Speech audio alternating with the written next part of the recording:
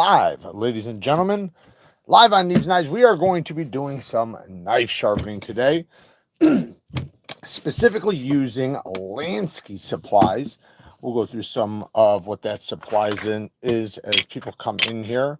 I do have one of their fixed angled systems we might try, and I got some of their diamond plates. The one thing I'm going to use, sorry, I got a cough, but one thing I am going to use is I'll probably use some of, what company is this?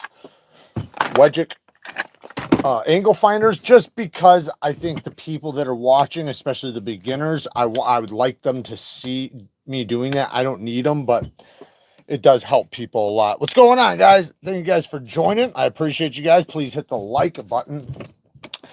And yeah, you know what? I actually forgot to do damn one thing. Damn it. What an idiot. I guess it doesn't matter. But how's everybody doing? We got 32 people in here already. Damn, catching up quick. Let's go. So we got Lansky Sharpening supplies that we are going to be using today. We got freehand stones and a fixed angled system. Not sure if we're going to use both, but that's my plan. My plan was to use both.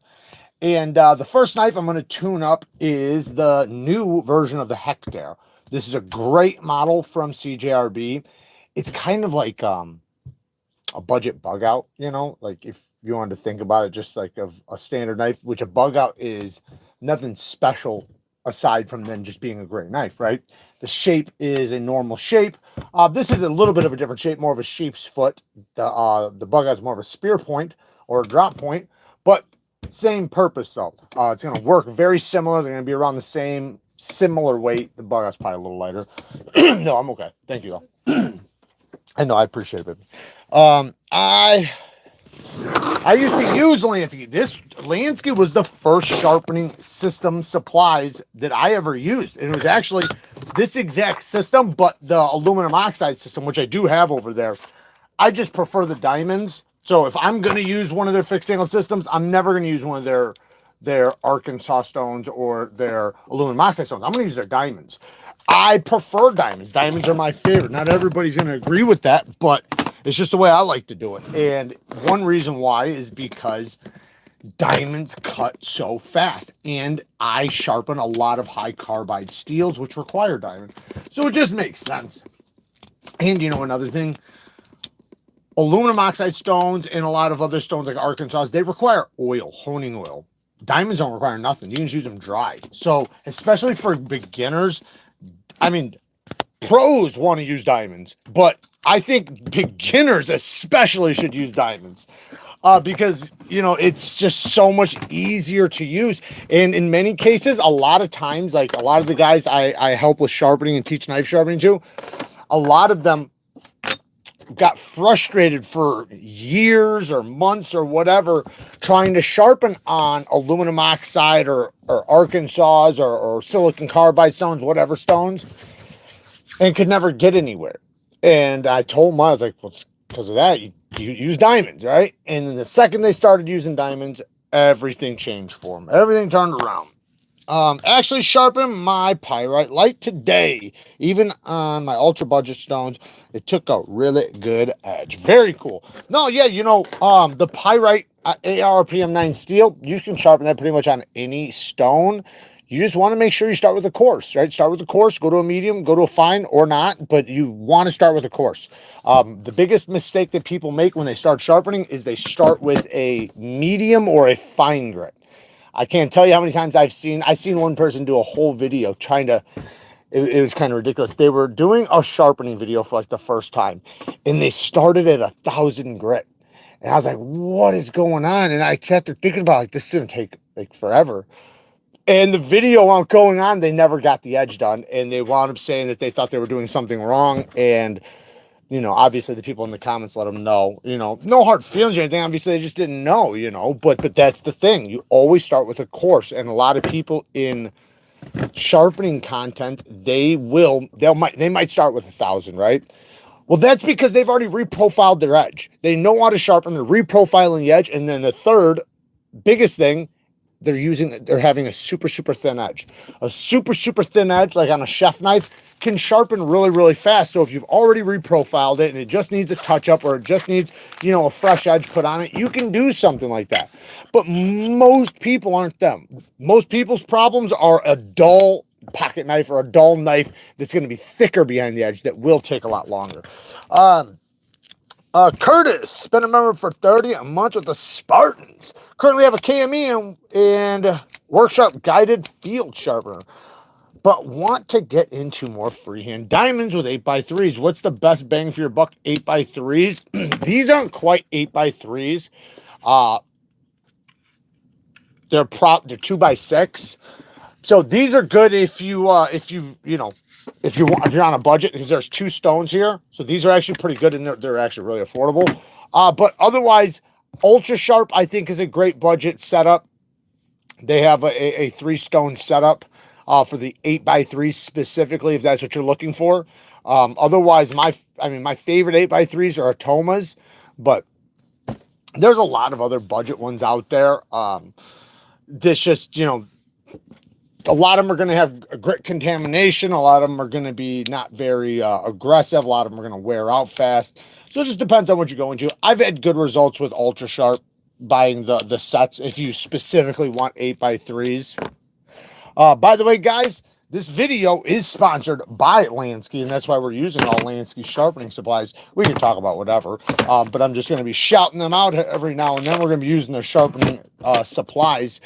They do have good sharpening supplies. You know, it's obviously not going to be my favorite because I'm a pro sharpener. So like I have thousands of dollars in sharpening supplies, but the 99.99% of people are not going to have that. They're going to want something simple like this. And to be honest, most of the time when I sharpen, I only sharpen with 2 stones. I sharpen with a 300 grit and a 600 grit. 98% of the time, that's what I do. 300 and 600 grit, and that's all I really need. Now, of course, when I get some of my super crazy knives, I want to put, you know, especially with certain steels and certain HRCs, I want to put the mirror polish on it, right? So, which you can do with the Lansky system, by the way. You can do that, but I like to use bonded diamond stones and stuff like that. But yeah. Anyways, we're going to get the sharpening here in one second. I like DMT. The only problem I have with DMT, and I like DMTs too, by the way. I don't have no problem, like, really with DMTs. I found that well, one, they're USA made, so I understand why the price is more expensive, but the Ultra Sharps are pretty much identical, and they're a bit more affordable. So if you want to save money, the Ultra Sharps. But I've found that they kind of wear out a little faster than I thought, like especially the finer grits. But that's the way all diamond plates are, so I'm not really complaining about just them. It's just any diamond plate, when it's a regular diamond plate. Remember, there's a difference between diamond plate, diamond stone, okay? So this is diamond plate, diamond stone. That's a diamond stone, right? Well, it's a vitrified, but it's still a diamond. So diamond plate, it's just a metal surface with diamonds spread across it. This has diamonds mixed throughout the stone. That's the difference. And then here is like 3x8s, like what dude was asking about just a second ago. These are diamond plates, Atomas. Really badass.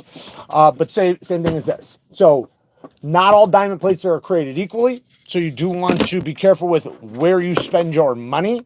These being a little bit smaller, being 2x6s, they're perfect for somebody who just is going to be doing, you know, average sharpening. You're not sharpening 10 knives every day. You're not doing any of that shit. You're sharpening 1 knife a month, 1 knife a week, or something like that. Even if it's a couple knives a week.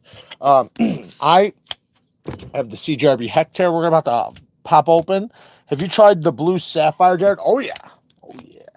I got the blue and yellow. I got the blue. I actually was recommending the blue sapphire before I ever got a bonded diamond stone or anything. I still use that every once in a while. I actually used my sapphire stones as burr removal stones, honing stones, and everything for pretty much forever. Like, it's only been like the past 1.5 years that you guys haven't seen it busted out on the channel. Everybody else who's a longtime viewer has seen me bust out the sapphires. Okay, I busted out a 17 and a 20 degree angle finder. I personally don't need these, but I like to use them on camera with you guys because you guys will be good at using them. And this is a great crutch. It's a great way to begin sharpening to where you can figure out a good idea of where your angle is, right? Because the biggest thing is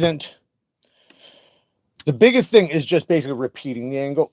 So having this makes it to where you can put this back and you're at the same angle. So now after I go across the stone, I can put it back, I'm right back on stone, right? So it makes it to where you can repeat that angle over and over and over and over. All you have to do is set it on the stone. What I like to do, if you watch me, I'm going to slide it down. So I'm going to go like this. Now, these, if you let them build up with metal and diamond, yes, they will scratch the finish of your blade. So just clean it off. And a lot of people aren't really worried about shit like that. Like to me, like a lot of work knives and stuff. So what if they get scratched? They're tools, right? Granted, if they're a really expensive knife, wash it off. You can put tape on it if you want to. You can tape up the blade if you really want to. I don't really give a shit, but set it on here. And then I'm going to just basically like let it drop. So now it's flat. See how it's just flat? I was holding it down. Let it drop, slide straight down right there. That's my angle as soon as that edge touches the stone. So now from there, all I want to do is hold that angle now. So I'm going to lock my wrist. And as I go across, I'm going to start pushing forward. It kind of at an angle because I want to go like this. So I'm going to go at an angle right here. And then as I get to this area, I need to get to the tip. So what I need to do is I need to just lift my elbow. Don't mess with your wrist. Leave your wrist alone and lift your elbow until that tip hits. Now, the second you see the tip touch, it's touching. A lot of people will lift higher from there. Don't do that. You'll roll your tip. Remember, like if you just look at the blade shape, like just look at this. Watch when I lift my elbow, how quickly it gets to the tip. Like it doesn't take much to get to that tip. Like that was very little lift. So that's the same thing when you're going across, same exact thing. So set it on the stone, let it drop down. I'm not pressing down on this. I'm just basically let it glide down. Once the edge hits, now I maintain that angle, focusing first at the heel. Heel's the most important right now.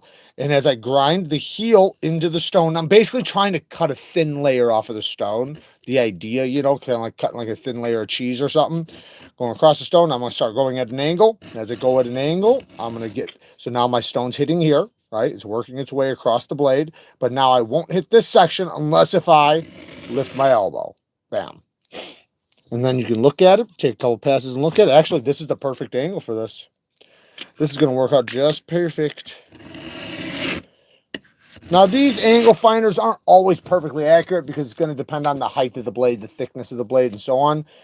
Like, this is more like a 20 degree, to be honest, right now. I can just tell. But it doesn't matter. Like, the point is can I repeat it, right? Can I repeat the angle over and over? Beef sticks with the two bones. Ever check your edge on your fart box hair? I'm sure I have. Currently have a can of meat. Oh, yeah, I already read that one, didn't I? Thank you for the donation, though. The tip is the best part. Don't mess it up. Yeah, the tip's the easiest part to mess up, too. So, that's what she said.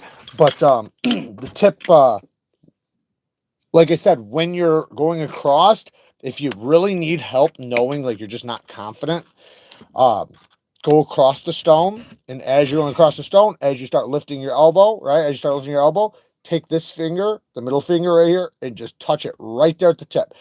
Just barely touch the tip. And then the second you feel the tip, because right now I can actually feel the tip under my finger. Once you feel the tip hit, just stop. Don't keep going, right? That's where people mess up. They round their tips over. And it's the same thing with a fixed angle system. There's a reason why people struggle with the tips on fixed angle systems. Way more frustrating than freehand. That's one thing you can say about freehand. It is way easier to get the tip than with a fixed angle system. People struggle with fixed angle systems. But there is an easy fix. Sometimes it just takes two edges to do it, to completely hit it. But you can get most of it the first sharpening typically. Yeah, then you got to sharpen the back of the knife. Yeah, he's right. Then you got to sharpen this. Because if you mess this up and you round this over, you can take it from here. But if you do, you're taking life off your knife. Every time you sharpen, you're just taking life off your knife. This is the most important part. But the higher it goes up, the thicker it gets. Once it gets to a certain point, it's not going to cut very well. So in order to preserve the edge, you take it from the spine so that the knife is basically still the exact same. I've got videos on that, by the way, because Yojimbos are very commonly have broken tips, so I've fixed a bunch of them. That's why I kind of dig Wharncliffe's right now. Completely straight edge and relatively easier for my wrist to do. Yeah, a lot of people find Wharncliffe's to be a lot easier. I don't have a problem with either one. It's weird because I personally always found drop points to be the easiest, and Wharncliffe's weren't the easiest for me. But I wound up realizing what I was doing wrong, and then they became very easy for me. So what I was doing was Wharncliffe's are straight edges, right? Like a razor blade. I was pushing straight across, right? Just like this. Well, then I found out you can't do that because the thickness of an edge changes, right? So like this is going to be thinner than here, and this is going to be thinner than here, and here, and here. So if I go straight across, they're going to be sharpening at all different rates because thinner leads to smaller bevels, thicker leads to bigger bevels. So in order to make it even across, what you want to do is come off of the stone. So just pretend this is a Wharncliffe, like a razor blade, you know. I'm going to come off of the stone. See how my heel came off of the stone? I'm going to go like that instead of just going back and forth like that. That way I'm hitting each part of the edge individually with one part of the stone instead of the whole stone at the same time. Let's see here. I've fixed many Wharncliffes with broken tips, but of a pain on Super Steels. You just need a belt grinder. So that's what I use. I use a belt grinder, and with a low grit, like a 60 grit belt, it just grinds right through it. I legit had a problem with my Yojimbo until I realized don't raise my elbow as much. Yeah, with those types of edges, you don't want to, because those types of edges, that's pretty much a straight edge. So you have no lift at all. What you want to do is just come straight off the stone. So what you want to do is lock your wrist, lock your elbow, and just go like this, straight over off the stone until you get to the tip. But the tip has to hit the edge of the stone. So you have to go like this, all the way off, and then right there to there, and then restart. Sorry, I got a cough, guys. Had it for like 2 years. I'm gonna set this at a little bit of an angle. Watch this. So now I start my heel a little bit later. This is just a little trick. I can start it like that, right? But when you start getting like kind of good, you'll place your angle finder specific, because you'll know like what parts are gonna need more time on the stone, and the heel is gonna need a little more time. So what I'm gonna do is I'm gonna start here instead of over here. Now I have a little bit more sharpening, or a little bit more diamonds hitting the edge before it comes off of the stone. Now it's coming off the stone. Now I start lifting all the way to the tip. Repeat. Repeat. Repeat. Now, ooh, we almost have a burr.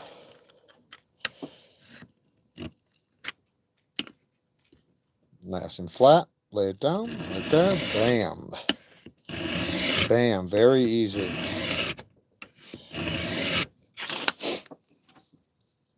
Recurves are hard. Recurves can be, you just need thin stones. They're not hard, actually. It just takes slim stones. So if you, I got a big hawkbill right here. Got a curve in it. If you take a hawkbill blade and you use a thin stone, like something like this, you can usually be just fine. Sometimes you have to use the edges of the stone when you do it. So you just start with this edge, work your way across, and then just kind of follow that edge. You can do that with different stones. Rods are the way to go. That's going to be the easiest way, is rods, because it follows the curvature. And it's a pinpoint spot that hits the edge. So that's how you want to sharpen them. And then they sharpen easy. And you can get diamond rods. Like, actually, somebody recently sent me a whole bunch of badass diamond rods I still need to use. I used them briefly, but I mean, I need to use them in a video.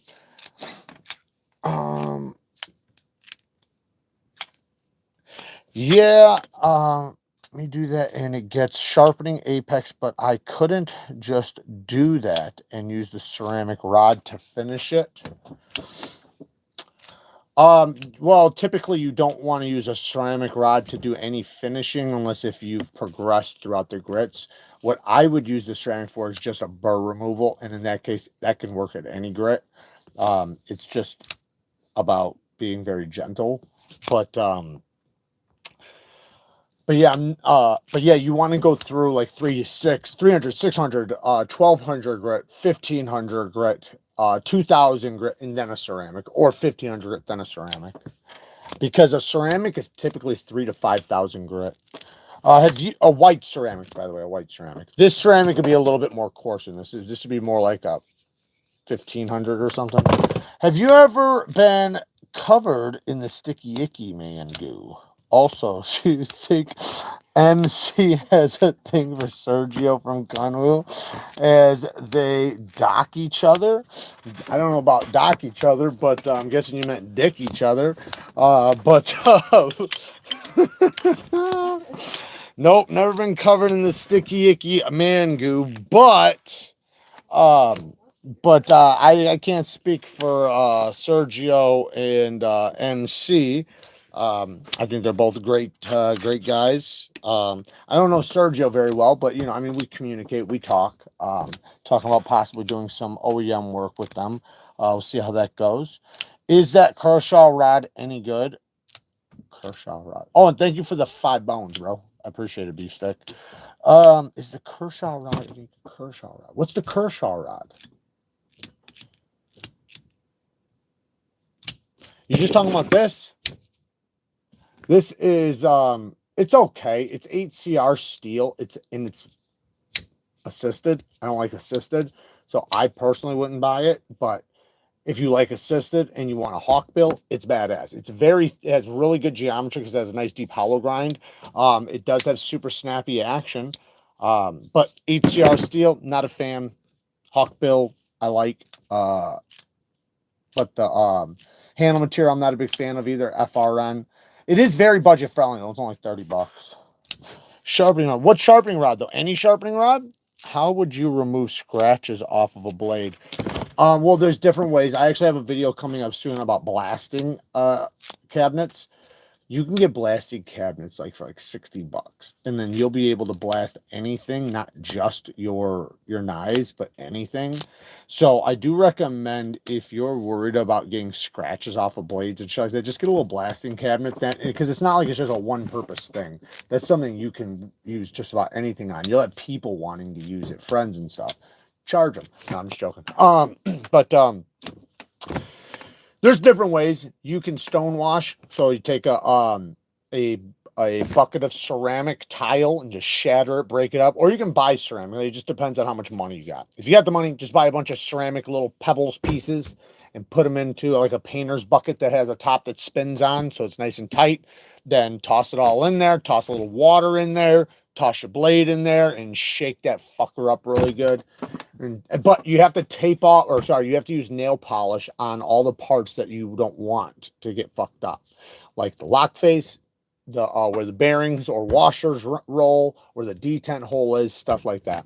And then, but it's not like it's just going to be like a wipe off thing. It scratches. Remember, it's embedded into the steel. The only other thing you can do is regrind it. Husky sharpeners? I'm not sure what we're talking about. Talking about sharpening rods, or these are the Lansky stones. So shout out to Lansky. They are an American company, and get this, I bet you guys didn't know this. Did you know they bought Ontario Knife Company? Lansky owns that shit. They also own is it Blue Ridge Knives? I think it might be. I'm not sure. Somebody look that up. Fact check me really quick. What company did Lansky recently buy? A knife dealer. Dude, I really need some help. I can't find any info online. I have like 3 scratches on the blade of my new Spectacle Pair 2. I have no idea how to get them out. And there's no help because it depends on how deep they are. If they're really deep, then is it a coated blade? Is it a non-coated? Help me out, Jared. You don't know what you're talking about. I know. Kara's helping me out. Is it a coated blade? Is it a non-coated blade? And then why are you worried about it? That's the question. Because that was cold. No. What I mean is that Let me finish. Let me finish. Trust me, I understand being worried about scratches on your knife. Well, But it's like a rock star. but What are you? but a Spyderco, they're kind of meant to be scratched. They're work knives. They are literally like, that's why people buy them. People buy them because they're the fuck you knife, right? They're the knife you can just put through anything, do anything with. You should never be scared to put a Spyderco through anything, unless if you're talking about like a Taiwan Why don't you just stonewash it? titanium. I already said that. Titanium frame lock, $500 one, right? If it's like that, then okay, I understand why you don't want to scratch it.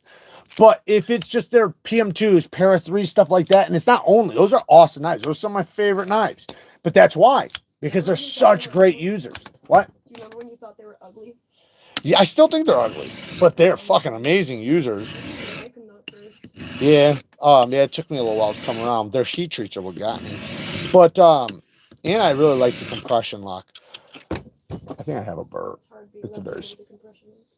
Yeah, but they have the That doesn't CMEs. make it easier. It actually- CMEs make it a lot easier. What are you talking about? Okay, in my experience, left-handed CME use is like Buttons. It's like a button lock. it is easier, but I get like pinched in it constantly. It's weird. It's Maybe just on the knife you did it on. It's just a left-handed shit. I'll put one on later and you can try it. Okay.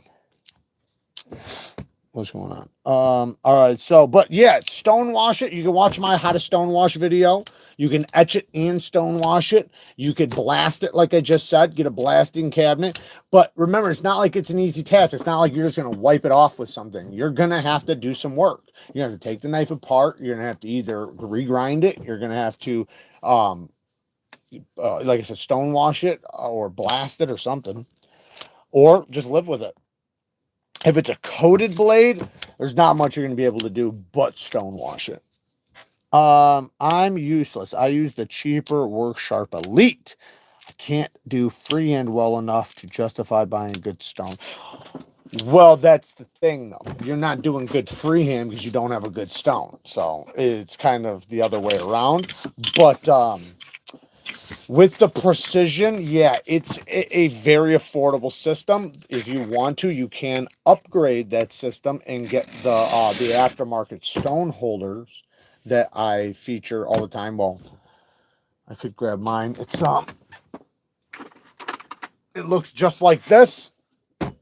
This one's for the professional, but it's the same thing for the precision. It's just one's a little bit smaller. This one holds 6-inch stones and 4-inch. The one you're looking for, I think, holds still 4 and 6, but the rod's a little bit smaller. Go to the Hapstone link down in the description and just look up Work Sharp or just look through their accessories and you'll see these. And it says Hapstone on it, but it's for the Work Sharp Precision, like $32. But what that'll allow you to do is to use bigger and better stones. It'll allow you to use more aggressive diamond plates and wider diamond plates that'll be way more effective. Or just spend the money and get a better system, you know. And if you can't do that, just do what I'm doing right here. Get a diamond plate, a nice aggressive one, and get some of these. That's why I busted these puppies out. And because you can get bigger plates, these plates, but these are very affordable. These are only like $30 or something like that. Baby, do you have access to the description of the live we're in right now? Because I want you to see if you can't grab the affiliate link to Lansky Supplies from Blade HQ. If you guys want to check out any Lansky Supplies, go to Blade HQ. Links down in the description. I want you to link with Lansky, though. I actually forgot to link their thing. You can find everything in the Blade HQ link for Lansky. What's up? What? Where do I get the link from? You go to Blade HQ. I don't need shares there. Yeah. I don't have anything. That's what I was asking you. Oh, no, You don't have it on your phone? I've never logged in on the phone, no. Well, Give it to me. I don't know what's wrong with you. Sorry. Otherwise, you could go to my last video that had it, and just grab it from there. Lansky, though, specifically? Yeah. Well, that's it was a video where I put the Lansky ad in the beginning. It was a budget knife video, like top 10 budget knives. What? That narrow. No, it was like a week ago. Oh, okay.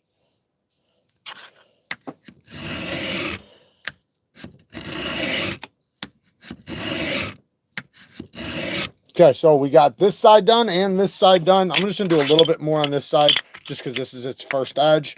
I've been taking my time with this. I could have been done with this in 4 minutes, but so what I'm doing is I'm concentrating at the heel. And you know what? Actually, let me move to this next stone, and then I'll show you guys.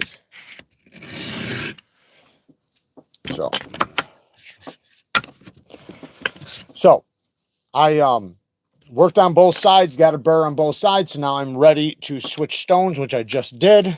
And I think I see a Ramet just get the 5 NEEVESKNIVES membership. Shout out to Ramet Knives. Definitely go and check those guys out. They got some awesome knives. You really can't go wrong with their knife. Whoa, Ramet came in with another 10 bones. Have a great weekend, everyone. Shout out to Ramet, man. Thank you so much. And another 10 bones from Ramet. Saw Jared's very young today. I'm working on it. Thank you, Ramet. I mean, I appreciate all the support, man. They're always supporting the channel, guys. Definitely give them support by visiting their site, checking out their knives, because they do have really good knives. So, like, that's just undeniable. Their knives are great, and they're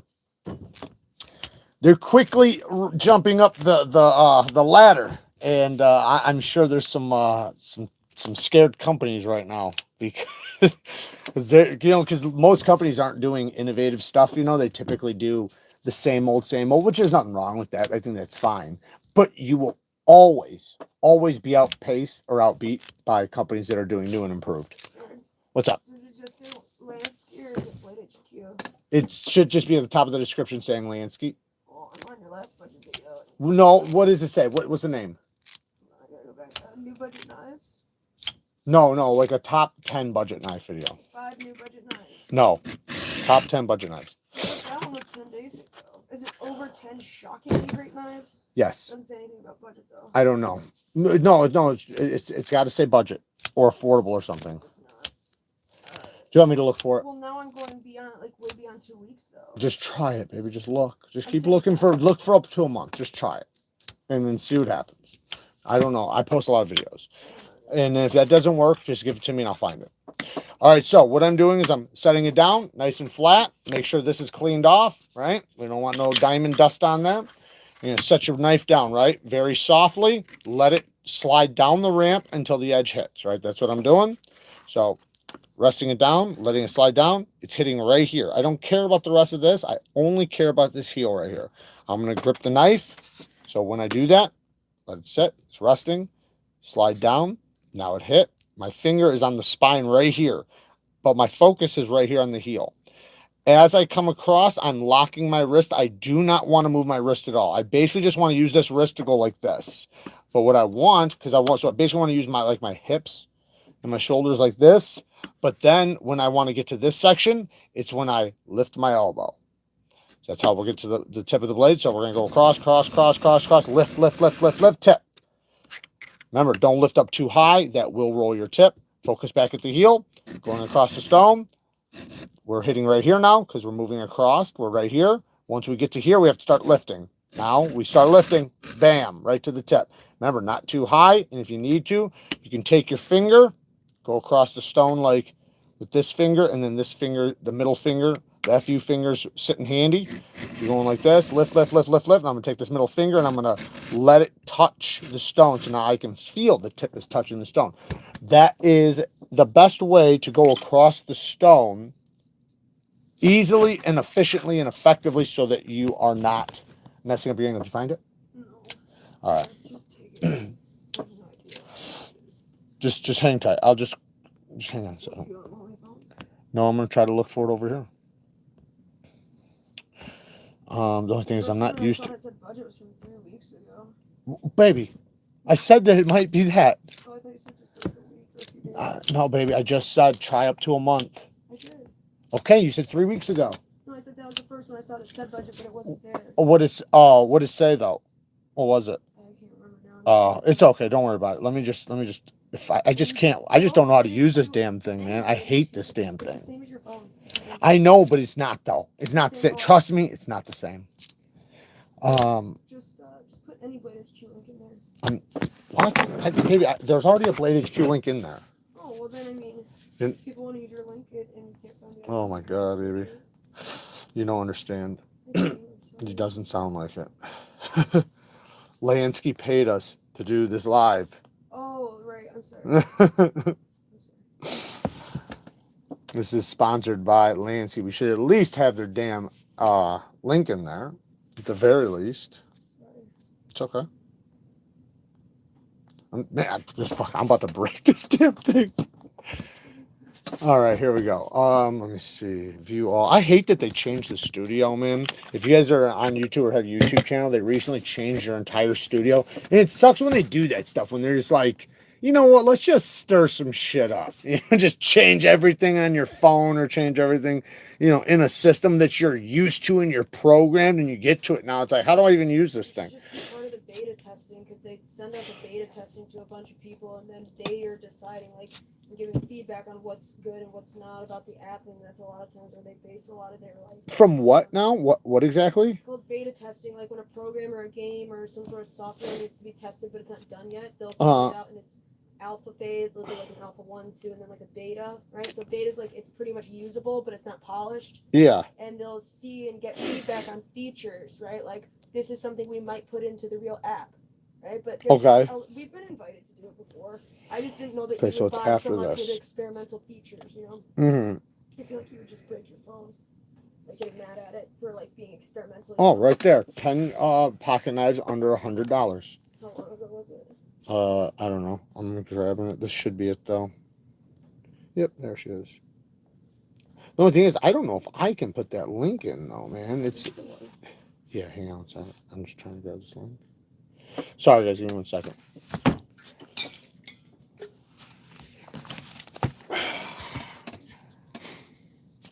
All right, let's see if we can do this now. Because it's weird. It doesn't like me to. I'm not even getting thumbnails to show it too, so it's gonna get really hard to find stuff. It's fine, baby. I got it. I'm trying to find how to get to this damn video and actually edit it. You don't need to edit it to get the link. What do you mean? Oh, I can just drop it in the chat, right? Yeah. Yeah, there we go. Drop it in the chat. I have one of the mods repost it. Yeah, there we go. Oh shit! I just typed a Z. That's for you guys. All right, Lansky Sharpening Supplies. There you go. Now, oh, Todd already beat me to it. Todd, Todd's on top of it. Thank you, Todd. I appreciate it, brother. Since you said it was in an old description, I would have like Todd. Yeah, I knew it was in a budget video because I planned that out. Thank you, Todd. I greatly appreciate it, man. What's up, baby? Oh, yeah. All right, let me catch up. All right, sorry, guys. We're back. John Perchman. I have a tri-stone I used with mineral oil for my chef knives, my Wusthoffs. Love it. So, yeah, tri-stones are good. I've always liked tri-stones, to be honest. They make different kinds of tri-stones. They have diamond. They have natural stones. They have aluminum oxide stones. They have all kinds of stones. So now we need to go to this side. So we just finished this side because once you reprofile with your first stone, all your other stones go fast because now you're not trying to remove steel really. You're trying to remove scratches at this point. So your first goal is to set a bevel to like that. So all of this stuff right here needs to be removed to get to this, right? So once you get to this, now all you need to do is change these scratches on the surface. So that's pretty much our goal. I'm going to just flip my burr over really quick. Go back to here. And I'm going to do the same thing just in reverse. I'm going to drop down, focusing at the heel. Take my finger. It's going to just barely touch the back of the spine. So, you know, it's balanced now. But my wrist is locked. So I'm going to do that pinch, right? Focusing at the heel of the blade. Now I'm coming across the stone as it comes across. Right now I'm hitting the center of the blade. Now I'm getting closer to the tip, but I'm not hitting the tip because I haven't raised my elbow yet. Now I'm raising. So I'm going to do it again. Repeat. Repeat. Let it slide down, hit, and go. You don't have to do the slide, but I found that it helps a lot of people to do the slide, even including myself. It lets you not like, because sometimes you'll set there like, am I on it? Like you'll kind of fumble around, but if you just let it slide and hit, the second it hits, that's your angle. It worked really good. We already got a burr. By the way, that Al Kahim looks absolutely vicious. It's double-edged. Yeah, it does. This thing is fucking sick with it. Let me move this so you guys can check it out, and then we'll. Ooh, that thing is sick. I think this is like $3,500 or something. It's crazy because this is all zirconium. And then watch the blade close while it's closing. And then I can also rotate that, and now it stays closed. Swings out really good like that. M390 blade, zirconium scales. I think this is a zirconium plate right here too. But yeah, this thing is sick with it. This locking system, I'm really paying attention to this locking system because I think I might develop something similar to this. I like the idea of this locking system. I bet this sucker is really, really strong. Or at least the idea of it is. We'll see though, because maybe not. Looks like it will be though. Just getting it sharp is just the pressure of the knife. You don't want to put pressure. You want the diamonds to do the work. You can put a little bit of pressure, but you just don't want to put a lot because that can finer. That's blue, that's green. This one's red.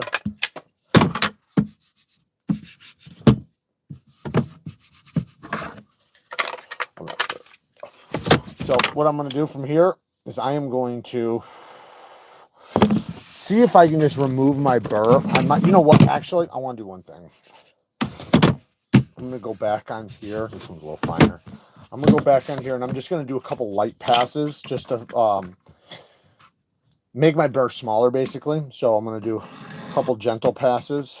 So same thing I've been doing, but again, I was using a little bit of pressure the last time, but very low pressure, maybe 2 pounds, maybe 4 pounds.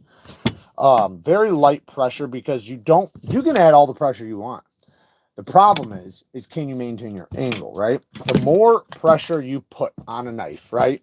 The more pressure you push, the more likely you are to go like that, right? So you want to put as much pressure as you can put without dropping your angle. And if that is no pressure, then use no pressure. So just let it rest as soon as it hits. Now hold that angle by locking your wrist and grinding across the stone by making it seem like you're like cutting a thin layer off, and raise your tip or raise your elbow to get to the tip. I'm being very gentle right now though.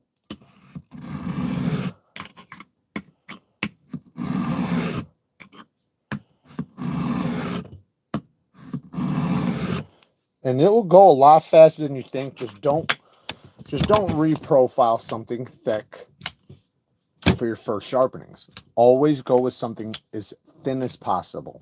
That's the trick to learning how to sharpen. That's literally the best advice I can give anybody. Stop just sharpening anything for the first time. If you're going to sharpen a knife, don't just grab some shitty knife from your drawer that's been sitting in there since 1983 that your grandpa put in there that's fucking got grease and oil on it. Get something fairly new, even if you have to go buy a budget knife, but make sure it's thin. How do you know it's thin, right? If you have calipers, you can measure it, but you typically won't have calipers. But what I'll say is a lot of folding knives are thick behind the edge. The smaller the edge bevel, right? So the bevel, the size of it, typically means it has a thinner edge. Not always. Sometimes, people sharpen and put low angles on it. But the point is that thin edges will sharpen very fast. Another thing that always has thin edges, chef knives. Chef knives almost, not always. Most chef knives have thin edges. Now, that doesn't mean go grab one out of your dollar store kitchen knife block set. Those suck. Go and buy like a decent kitchen knife. It could probably be like 20, 30 bucks, right? You can get a decent one for that much money, but then you're guaranteed that it's at least got a heat treated steel and you're not using pot steel. Because that's another thing. It's nearly impossible to sharpen bullshit steel that's not heat treated or that has the worst heat treatment ever. Like, I guarantee if you heat treat most chef knives, say at Walmart, right? They'll probably come back at like 54, 55 HRC. Like the softest shit ever. if you get one from online that's in like VG10 or 9CR, or even 8CR, 440C, something like that, you probably get them for 20, 30 bucks. Those are at least going to be 60 HR, 58 to 60, sometimes 57 to 60, but that's a lot better. I've been great at the light touch for anything, ever. Let's see here. What do we got? How do you do the middle? Who is that? Clavid, you know how to do the middle. But you when you're doing the middle, as you just focus here, and as you come across, you're gonna come across the stone, and that's when the middle is gonna hit. And you're gonna just slightly lift your elbow as you go across. So right now I'm hitting the middle, and I'm gonna continue lifting my elbow until I get to the tip. The first part, it almost doesn't even feel like you're lifting. You're just basically just dragging across the stone. But you can start your lift if you want to. It's super subtle. Now I'm going to go to this side, and I'm going to do the same thing with the very light pressure. No pressure at all. I'm just trying to develop another burr so that I can remove it with the rod. I don't want to remove my burr with these stones, even though I could. But using a fairly new diamond plate to remove your burr is not typically the best thing. Man, the bevel looks fucking nice, though. I'm telling you, this is a perfect bevel.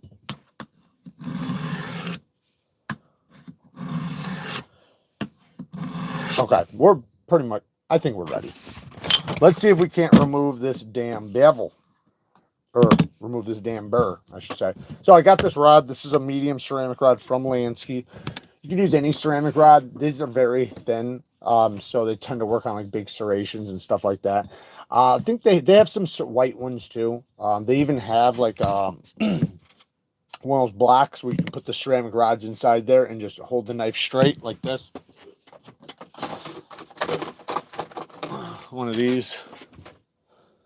So you guys could just grab one of those. Those work really well for burr removal and for honing your edge or micro beveling or anything like that. I'm just going to use this. So what I'm going to do is I'm going to, wait, where did I put my burr? It's on both sides. So I'm just going to do very light pressure, no pressure at all, literally the weight of the knife. And I'm going to, I basically sharpened at this angle. I'm going to go just a tiny bit higher, right there. But the pressure is the problem. No, absolutely no pressure. All you're trying to do is get that apex to, or you're basically wanting the burr to snag the stone. This is a bit smooth for a medium. I tend to like the white ones a little bit better. They're supposed to be finer, but bang, right there. Bam.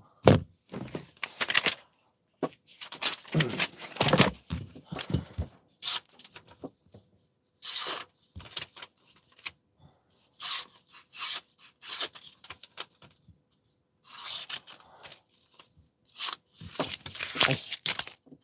Now I see a strop.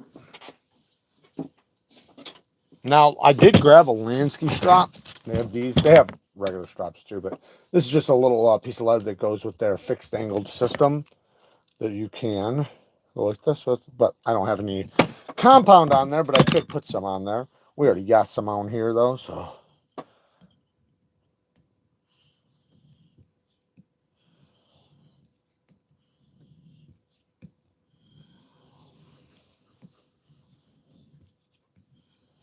So, same thing with stropping, except for it's in reverse. So you're going to start at the tip with your elbow high, right? And you basically want to take and hold the spine and then look under the edge and lift until the edge touches. Now here's the trick to stropping, and I'll grab a different strop if I need to show you guys this. As soon as you see the apex of the edge touch the strop, that's your angle. A lot of people struggle with, figuring out the angle with the strop. As soon as you see, just keep your eyes nice and close and pay attention. It's going to be earlier than you think, right? So just consider that. It's the early side. So as soon as it hits, let's see here. I don't know if I can see it through the camera right now. That's it, right there. As soon as it touches, we're going to watch it again. You can kind of see the tip right there. That's it, touching.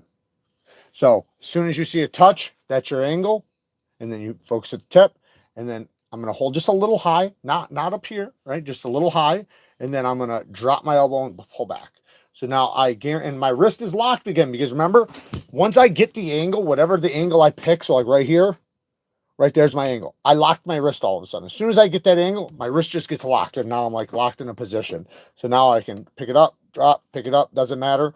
But when I go like this, now all I'm going to do is drop my elbow. When I come back, I just lift my elbow because it's the same angle. It's not a big deal if I lift it up, as long as I'm still locked in right here, right? And if I go like this or this, that's changing this angle, not this angle, right? This is the angle that I'm paying attention to. And, you know, sometimes you're going to, play with it a little bit, you guys know how to do that, and see how good it works out and adjust accordingly.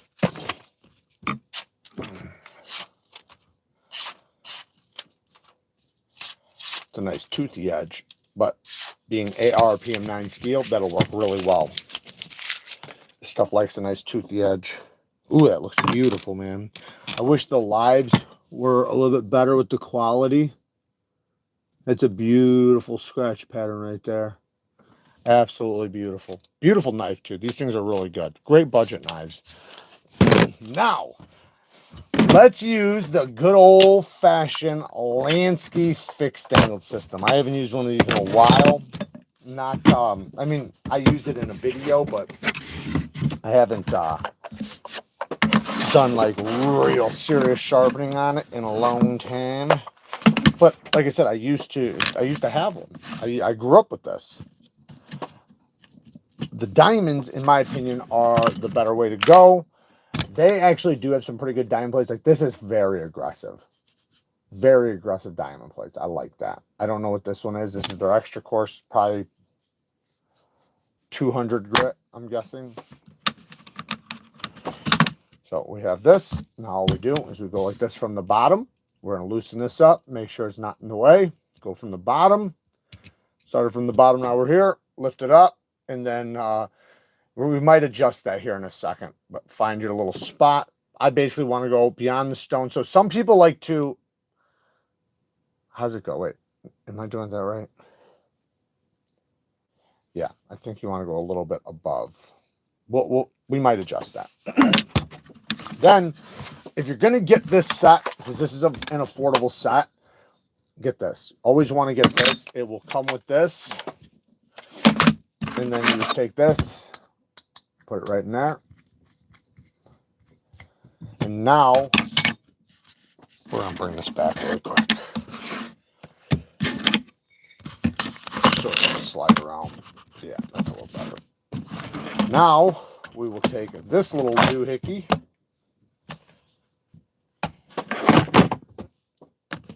And set it right there. Like voila. We have, does it come with a Phillips? Let me grab the Phillips.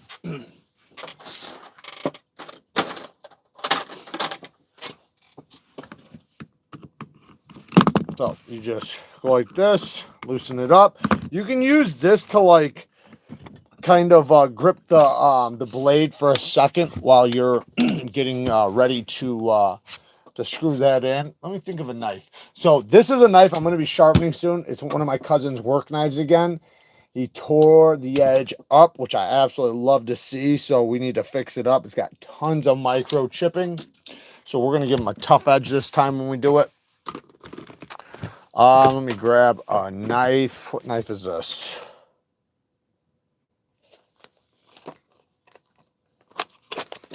We'll find out. Oh, yeah. This is kind of cool. Well, should we do this one? Ooh, that has a nice sound to it. Listen to that. Nice little budget knife from CJRB again. We just did a CJRB. It's got a nice lockup, though. How's that edge? The edge is beautiful on this. I'm going to leave that one alone. We'll grab something else, because I got plenty of knives we can mess around with. Technically, we could do a... I actually needed to kind of do my other quiet carry, but I don't feel like going and grabbing it. But what do we got here? Oh yeah, you know what? Let's do one of these Olatons. Hell yeah. Okay. Now should we do this one? Yeah, fuck it. Let's do this one. So these Olatons are really cool. Check this out. My favorite new Olatons. I didn't show you guys these yet, but there's a new. Sorry, I was filming today the thing I'm going to show you guys. So don't tell nobody that I showed you this because the video is coming soon. But check this out, what showed up. Links are down in the description. All you got to do is go down to the Amazon affiliate, which is the Neeves Knives Sharpening Supplies, and type in Neeves Knives Sharpening Supplies. Click the link and then type in Olatons. This is a knife that has 3 blades in 14C 28M blade steel. Comes with multiple different blades. They're all 14C. And it's a replaceable bladed crossbar lock knife. I'm going to call this the best work knife this year. Hands down. I mean, think about it. 14C 28N, 3 blades. And you have a crossbar lock. So super strong locking system. Very quick way to just replace your blade so you don't have to sharpen it in the field. Very good ergonomics. Reversible deep carry clip. It's orange. You're going to be able to see it. This is like the ultimate work knife right here. Now, I think they're going to come in other colors and stuff and probably sell other blade shapes. Maybe we should just sharpen this one. See how this thing... You know what? Fuck it. Let's sharpen this one. I actually want to kind of sharpen this one because I can... I could take the blade out if I want to and just do the blade. That's what's cool about these two. We're going to do that. Screw it.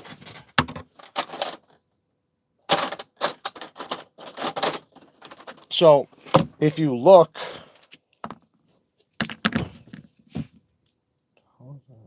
Why is that in there? There's a flathead right there, right? Right there. You take and you can use a coin if you want to. You just loosen it up. And then once it's out, pop the blade out. Let's put that sucker back in just for, or I could just put a different blade in, but I want to put this blade back. So it comes with a sheep's foot and a tonto, a drop point tonto, by the way, which is really cool. So now we have the blade all the way out. So now we don't have to worry about anything getting in our way with the blade, which is dope. Really, really cool.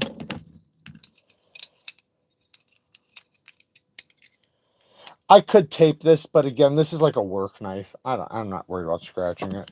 You know, if it gets scratched, big deal. So then this is where you can kind of screw this in to kind of hold that blade in place for 1 second until you screw this part down. I'll switch to, oh, you know, we'll leave that.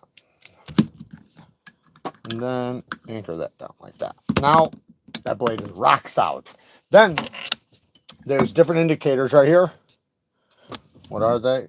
30, 25, 20, and 17.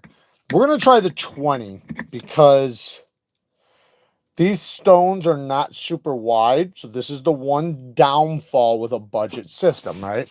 You're either going to have to deal with short stones or thin stones or both. And in this case, we have both. It's 4 inches. Well, it might be more than 4. Yeah, it's about 4 inches.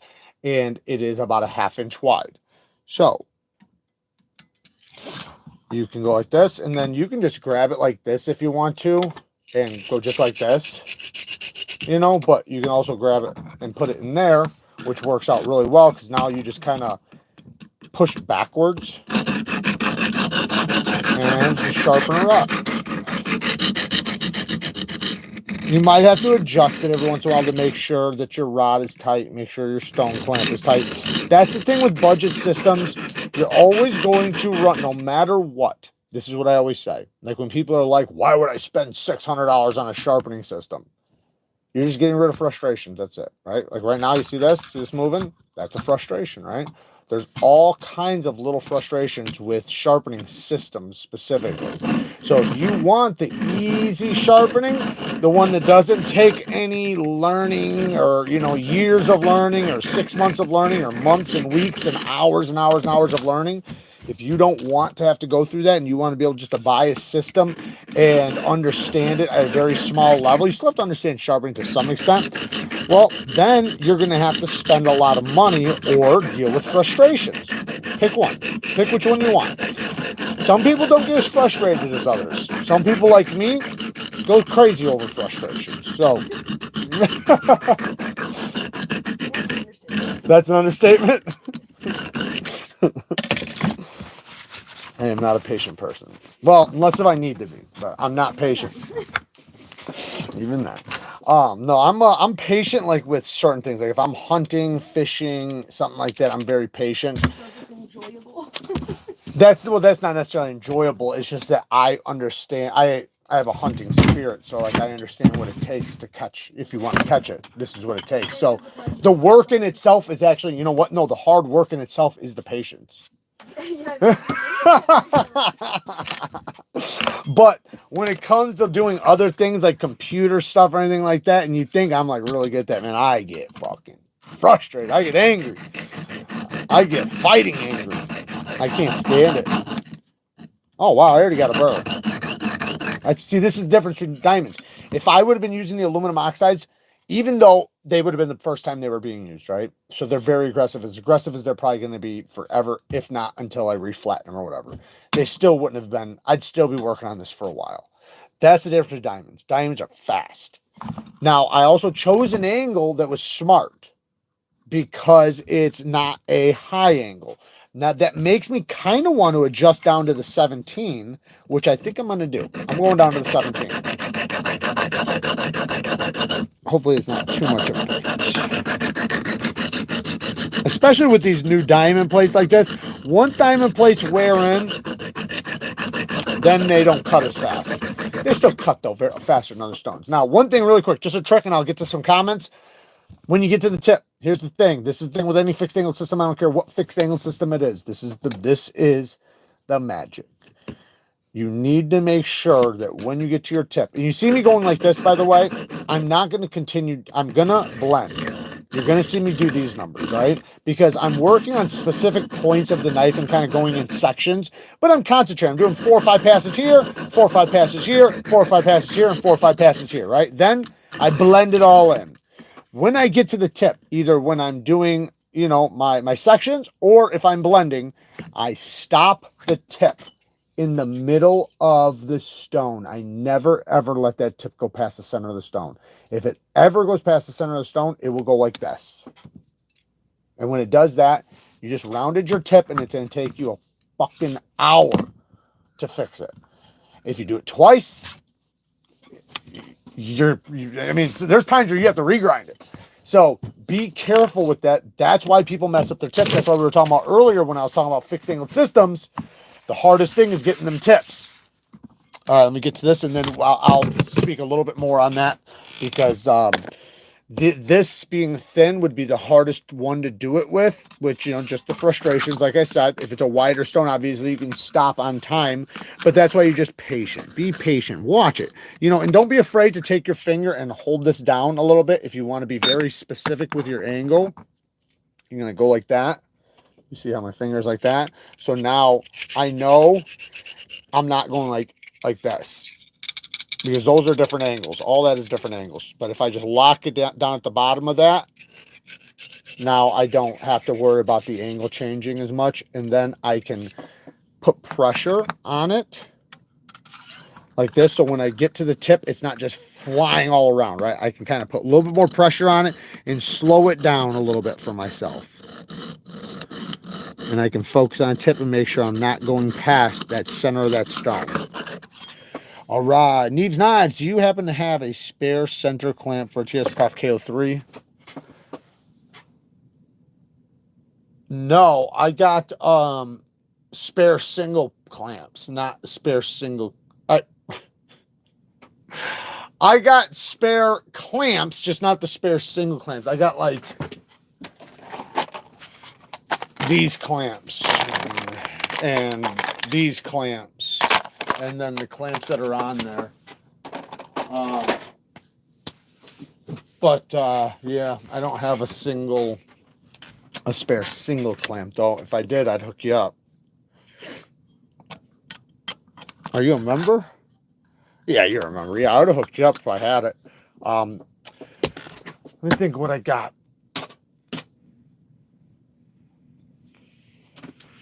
Tell you what, 29th's coming up. 29th's coming up. Get that. Use that Black Friday, man. You'll get one. Get one. You'll get it for a lot cheaper on Black Friday. Like I said, I got that. You'll have that sale going on, and if you miss it, let me know. I'll do my best to get a coupon for you to save some money.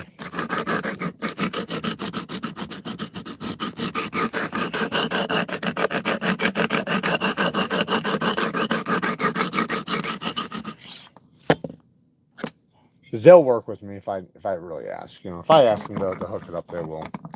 And Lansky, man. Lansky's a cool company too, man. I spent a little while talking to these guys, like literally on the phone. Like I said, I didn't know Lansky bought Ontario Knife Company. And then they also bought, I think it's Blue Ridge Knives. Please, somebody fact check me. What did somebody already fact check me? What did they buy? They bought a knife dealer company. I can only drop the Amazon storefront. Don't have the ability to link specific products. Yeah, I'm sorry. He can't link specific products, but once the store links in there, just go up to the top of the search bar and search whatever you want. And literally whatever you want. Doesn't matter what you want. You can get anything. It'll still benefit the channel. Number way you guys can benefit is by going and checking out Lansky stuff, but most of it's going to be on Blade HQ right now.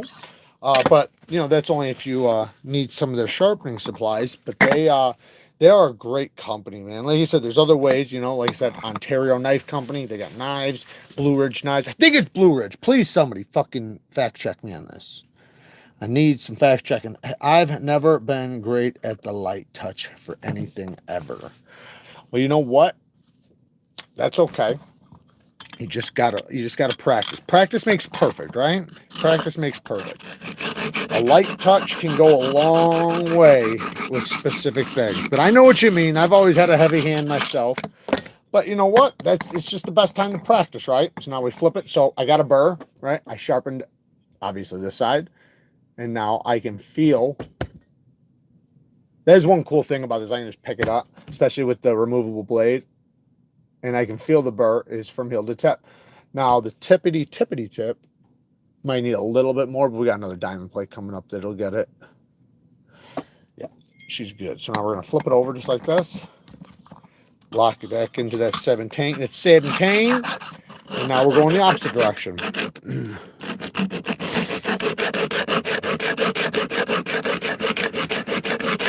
I wish these guys put a better sharpening choil in this one, but these guys are also the ones that do the titanium one that I always show you guys. This is the same company that did this, which was like my most recommended budget knife. For like $54, you're getting 3 9CR 18 MOV blades, a titanium frame lock with ridiculous action. Like, look at that. Fucker will get you. It is so smooth, but it comes with 3 different blade shapes, including one serrated blade, and then I think a drop point, and then the sheep's foot, a serrated blade. There's also a sheep's foot, and then you can buy other blade shapes online for like $10. $10 a blade. So technically, you could get by with never sharpening that. You can literally just buy new blades. That's why I think it's like the best gift knife. I think it's the best Christmas knife. I think it's the best work knife. That's why I was calling this the best work knife. Because think about it. Blades on the job. Now, I'm talking about like on the job, right? These are for guys that are going to be tough on their knives. Like, they're going to be tougher on their edges than they are going to have the ability to keep an edge. So, granted, once it goes dead, they can just put a new blade in it. Now, of course, they can take those blades because it's actually a modern steel. It's not pot steel. It's actually a hardened, good knife steel, by the way. Knife steel, 9CR. I have tons of knives in 9CR. 14C28N. It's one of my favorite budget steels. So it can actually be sharpened. Now, if you wanted to, if you were really, you know, like, I don't got time to sharpen, you don't have to. Just replace the blades. But at least you're going to have a good knife with a good steel that holds a good edge, that is plenty tough, has good corrosion resistance. But granted, if you're really, really stubborn with your edges and you're really messing your knives up, always use just a utility blade. Like if you're dragging your edges across concrete, that's what your utility blade is for. You know, so you throw the blade out, just put a new one in. You can use pot metal for shit like that. But when you're, you know, your knife, the knife you carry in your pocket knife should be a real knife, not a utility blade, because a utility blade, there's a reason why people have utility blades on their work pouch, pocket knife in their knife, right? As this is going to be a versatile tool. It's not just for using the tip of the knife like a utility blade, right? This is going to be for slicing. You can prep food, you can cut ropes, straps, save somebody out of a car, you know, kill a dog that's biting your child, whatever, you know. Maybe I shouldn't have said that on YouTube Live, but you get what I'm saying. Flagged. What's going on? Is my thing blocked or something? How to sharpen the middle. Are you fucking with me? Sharpen the middle by hitting the middle. Right there's the middle. There's the middle right there. See that? So I just want to make sure it blended all in. And when you get to the tip, do not let the tip go past the center of the stone. Once the center of the stone touches the tip, don't go any farther. Because otherwise, once you go past it, the balance of the stone goes to this direction. So then it goes like this, and it goes whomp. I used too much. By the way, okay, yes, it's definitely backed up. This thing's messed up on me. There we go. Okay, there we go. I don't know why it was frozen on my end. Goal. What goal? Let me see something. Hey, Islam with the 99 cents. Thank you, sir. Appreciate it, man. Adventure Man's in here, man. Too many people are live right now. I didn't know anybody else was live. What's up, KUBEY? What's up, Tab? Sorry, guys. My thing was frozen for a second for the comments, but we're back. Breaking news. Did anybody answer me about the because like I said, it was frozen. Did anybody answer me on the Lansky, what company they bought? I think it's Blue Ridge. I'm not positive. I don't want to keep saying it. What knife is he talking? I'm talking about Olatons. Olatons. So you can find it in the Amazon link. Neeves Knife Sharpening Supplies. Not the Neeves Knife Co., but Neeves Knives Sharpening Supplies.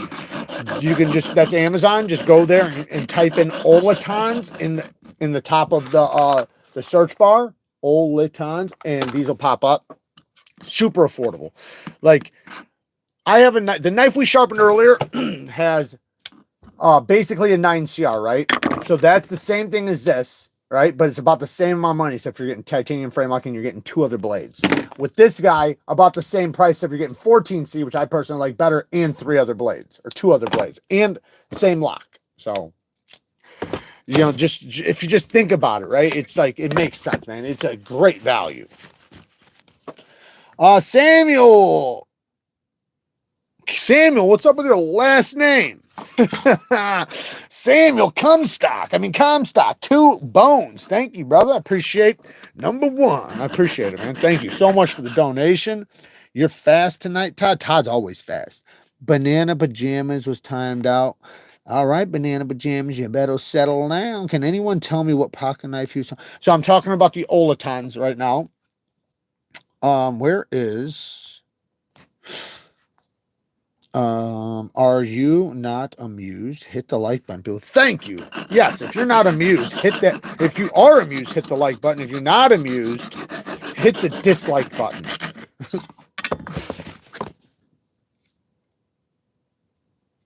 All right, we have a Burr. Now we're going to go to this side, and I'm just going to hit this side one more time. And you know what? Actually, we have another diamond plate ahead of us, so never mind. I'm going to bend this way a little bit, so I got a little room in there. Ooh, that sucker's on there, ain't it? Did I, what did I do with that? Fucking crank that motherfucker on there. All right, how often do you use your Lansky, and how do you decide to clamp it? I personally, I'll be honest, guys, I don't really use Lansky. I have $1,000 sharpening systems. I'm doing this for Lansky to help promote them for people that are on a budget and really need to save money on their sharpening supplies, because they have probably the most affordable sharpening supplies in the game. and they are a USA company. Their stuff's, you know, made overseas, at least some of it. Some of it's made here, some of it's made overseas, but they are still a USA company. And they deal with USA companies that sell their products and stuff. They're a great company. They're awesome. And I personally use I use like something like this. Typically, I use freehand typically. So, you know, which we did earlier. We were using freehand stones earlier, which Lansky has too. They have lots of different freehand stuff. That's my preferred method of sharpening. But as far as fixed angled, if I'm going to use a fixed angle, I'm going to use a big one because I do lots of knives, guys. Like, this is a great system for somebody that has a handful of knives that just needs to sharpen them every once in a while, you know. But if you're trying to do all your neighbor stuff, you're gonna want something bigger. I'm talking to Lansky, and they might be watching right now. I'm not sure, but I'm thinking about, well, I have talked to Lansky about possibly maybe collabing on like a fixed angle knife sharpening system or something, maybe coming out with something a little bit more larger, bigger, you know, for them, something a little bit more up to date. Not that this thing's like outdated or anything, but it's been out for a while. Just like I said, this was the first sharpening system I ever used, was this sharpening system. First one ever when I was a kid, like 13 years old.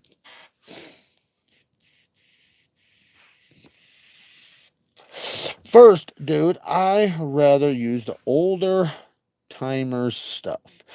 New blades are pretty nice, but it's fixed blades with me or old pocket knives because no one can get you in trouble for an old time pocket for fear. Yeah, I mean, if you like the old slip joints, I mean, I have tons of videos on slip joints. I recently got a couple badass ones. Now, I recently did one, Tactile just came out with a new USA made one in titanium and magna cut steel. It's expensive, but it's, you know, it's a badass knife. But so yeah, I like that stuff too. And if you like fixed blades or you know, if you like little old timers and stuff, this is perfect for you because, you know, you're not doing obviously super steels and stuff like that. Old timer stuff usually uses carbon steels, so nothing wrong with that. Carbon steels get ridiculously sharp, but it's they're thin. That's what I was trying to get at. They're thin, so it doesn't take effort to sharpen. You know, that's what I was saying earlier. Anybody who's trying to start sharpening, start with a thin knife. Don't start with a thick one. Did I put my damn rod away? I did. Okay. I have a work sharp system and I like it. Adjustable angle and a fixed. Yeah. The work sharps are cool. Those are really good. I always love work sharps. I love that the whole team. Those guys are really awesome too.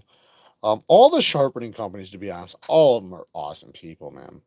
I've gotten to know a lot of them, you know, because of the channel, and I haven't really met any of them that have been just absolute dickheads yet.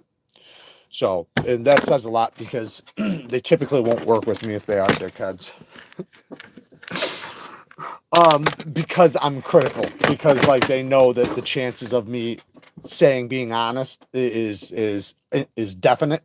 So a lot of companies, like I said, all the companies I've worked with so far, sharpening wise, they don't care about how honest I am, which I appreciate because that's my go-to, and I tell everybody that, even sponsors. So, but some companies they're not gonna like that. But yeah, no, all the sharpening companies, man, they've been all fucking awesome, man. Great people. Great. Most of them are American companies, not all of them. Some of them are overseas. Like there's some Ukrainian ones, there's some Russian ones, Japanese ones and stuff. But America has some really cool companies. Oh, also, yeah, Ukraine is same thing. Czech Republic. I got one right now from Czech Republic. That's crazy. I'm sure it's super expensive. It's probably like $1,000, but it has something that I've never seen before on a fixed nail knife sharpening system. One of these days we'll show it off. It's very expensive though. But hey, it's dope. All right, so again, I'm working sections really quick, but because I've already been working my sections, I'm not focused on doing too many sections. Ooh, my blade just slipped. Like I said, you want to make sure you check your clamp. What is going on over here? Why is this iPad wigging out? What's wrong with it? It's just like it wasn't. There it goes. I don't know. Denton with the 5 bones. Thank you, man. I appreciate the donation. You're awesome, man. Let me see. Sometimes size does matter. Please do. I use my Lansky all the time, and I really would love an upgrade.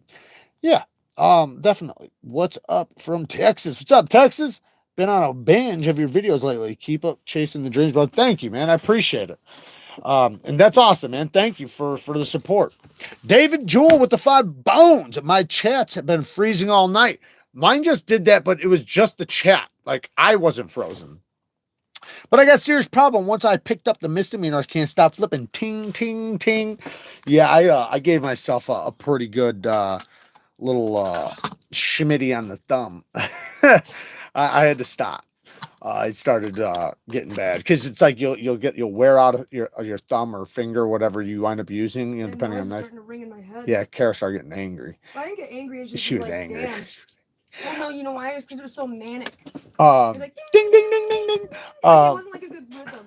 The rhythm was fucking me up. But no, I started getting a little mark on my thumb, and then you don't stop, right? You just double down when that happens. Double down. And then next thing you know, your shit's damn near bleeding. I actually looked down at one point, and it was. But that wasn't from that. It was from thumb studs. So, because that doesn't have like that problem. But what happens is if you start getting sore from one knife and then you have to test another knife, like, you know, because I have to test knives, and it's a thumb stud knife with super sharp thumb studs. Oh, man, that'll get you. Highly recommend using some tape on the clamps. Yeah, I said that before. I said that earlier. I said if you're worried about scratching your blade, use Captain tape. That's my favorite for taping the blades. You can tape the blade or the clamps. I don't care. This is a work knife. This is the ultimate work knife. So it's a replaceable bladed knife, and it has 3 different blades and 14C28M for a great value. So we're not worried about scratching the blade. This is going to be a beater, a true definition of a beater. One like you don't care. If I snap the blade, who gives a shit, right? You buy a new one, you know? Because that's the beauty of having a replaceable bladed knife, is that you can just replace the blade. So you can sharpen it up. And that's another cool thing. And me and Kara were talking about a long time ago. I'm not trying to give up our inventions, but this is great to practice sharpening on, because you can switch blades. You can buy new blades. You know, if you fuck one up, buy a new one. You know, that just makes it work out so much easier. It's crazy that the titanium frame lock one's more affordable than the G10 one, because the 14C comes on the G10, the 9CR comes on the titanium. I would think the titanium would be more expensive. It might be because they made them before prices went up. I don't know. I practice sharpening using cheap aluminum oxides. I think it's a 100 and 200 grit. It's paper shaving sharp, but I can never get a good hair shaving sharp because I didn't use a hair. No, it's not because of that. So 2 things. 1, they're most likely not 100, 200 grit. Let me just be clear. It's most likely a 4 and a 600 grit. Aluminum oxide stones, they can go down that low. I have had some. There are some that are pretty aggressive. But you got to keep them conditioned and flatten them and make sure that they're aggressive. If you've used them a lot, it's probably more like a 700, 800, 1,000 grit now. Like I have one over there that was originally like a 250 grit. I guarantee it's like a 2,000 grit now, because you wind up wearing down the surface and it gets really flat and it's not as porous, and you have to condition it, or you have to reflatten it, you know, and bring out the aggression. Anyways, it's most likely not that. It's most likely 2 things. 1, your angle, and 2, your burr removal. That's going to probably be your issue. So you should have no problem shaving hair even at 400 grit. It's about your edge angle. That's sharpness, right? So there's 3 factors. Well, there's like a bunch of factors, but of an edge bevel, right? 1 is sharpness. Sharpness is just your edge angle. Is it acute or is it very low, right? Acute means higher. You're cute. I am cute. You're cuter though. 22.5 degrees and higher, it would be like a relatively high angle. 25 degrees would be a high angle. 30 degrees would be very high. 22.5 would be like a factory edge. 20 degrees is a balanced edge. It's nice and tough. and it's nice and sharp right in the middle. 17 degrees is sharper, less toughness, but still holds some toughness. So 20 degrees, 17 degrees, 15 degrees, right? 15 degrees would be very low toughness, but very high sharpness. So if you're wanting that very high sharpness, get it to 17 degrees per side. You'll have it shaving sharp. But the biggest thing after getting your angle set on both sides is your burr development. Make sure you're developing your burr, and if your burr is really big, knock it off and redevelop your burr into a smaller burr, and then remove it. And don't rip it off. I'll show you that in a second. Don't rip your burr off. It doesn't matter if you're using fixed angled or freehand, right? The idea of your burr removal is going to be the same.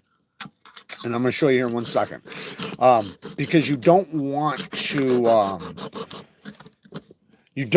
to tear off. You want it to fatigue and naturally pop off.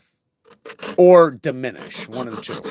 We'll talk about both. So now after I've done it in sections now I'm going to do my blending. Do some blending. And that's just me making sure all my scratches are kind of evenly distributed. So I'm not like leaving one area with more scratches or deeper scratches than another. And I also want them to be nice and uniform, like a serrated blade, where they're all running at an angle. There we go. Now I'm going to switch to my next diamond plate. After the first one, it does go a lot faster. I'm obviously talking and stuff, so anybody who's going to use this, it's going to go way faster than what I'm doing. How do you remove burr? That's the trick part. Yes, I'll show you. I'm going to show you here in 1 second. So right now we're developing a burr with every single stone. We're not really worried about if it gets big or not, because we will pop it off and rebuild and create a new one if we have to. But you just want to make sure that you are developing burrs. You want to make sure every stone, with every single stone, you develop a burr. When you get really good, you can, there's some gray areas, but pretty much every single stone, you want to create a burr. Make sure a burr develops. Now, just because you flip the knife over and you get a burr right away doesn't mean you're done. Make sure your scratch pattern has been replaced with the new stone. So whatever your new stone's grit is, make sure that the entire edge bevel has been set by that new grit. So I'm doing one swoop. Watch how fast this one goes. Now, if I really wanted to just do this to make it nice and fast, the first stone is what you're going to spend the most time on. That is the most used stone is going to be your first stones, because that is the reprofiling stone. All the other stones are only to change your microscopic serration. So the diamonds make scratches, right? The scratches develop a bevel, right? You scratch the surface until it removes so much metal down to a bevel. But those scratches lead to teeth. And those teeth, you want either running straight up and down or at an angle. You can't have in the other direction, I guess, if that's the way you sharpen, but you want them all to be the same direction, right? Typically this direction, because that is the direction you cut, right? Just like serrations. So they're just microscopic. Now, having that scratch pattern, those micro serrations are imperative. They're the most important part, one of the most important parts of your edge. Without that, your edge doesn't stay sharp long. It doesn't have bite. It gets slick. It gets dangerous. And it's not easy to hone, strop, or maintain. When you do it properly, that's when you can, like a lot of people are like, man, I can never hone or strop my edges. And it's like, that's because your scratch pattern's not good. Like you can't expect it to, right? It has to be consistent so that it's the direction you're stropping, right? Like say if my scratches are running the opposite way and then I'm sitting here stropping the opposite way. Now my scratches are running like an X. Like that doesn't make sense. You want them to run the same direction. Anyways, let me finish this up. I said I was gonna do it fast. That was me just knocking back the burr. I'm going at the tip, just knocking it back, and then I start to heel and start getting her down.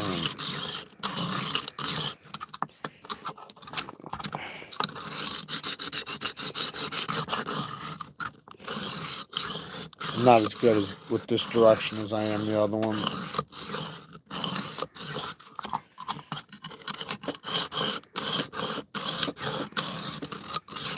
Just take the practice though.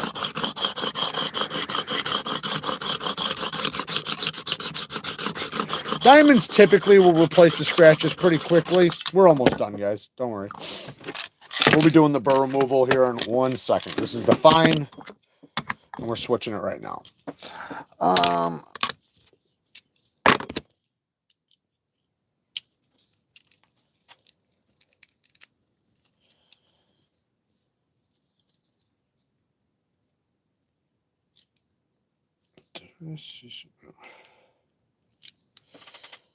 Hey, any recommendations for sharpening a recurve blade? Thin stones or round stones?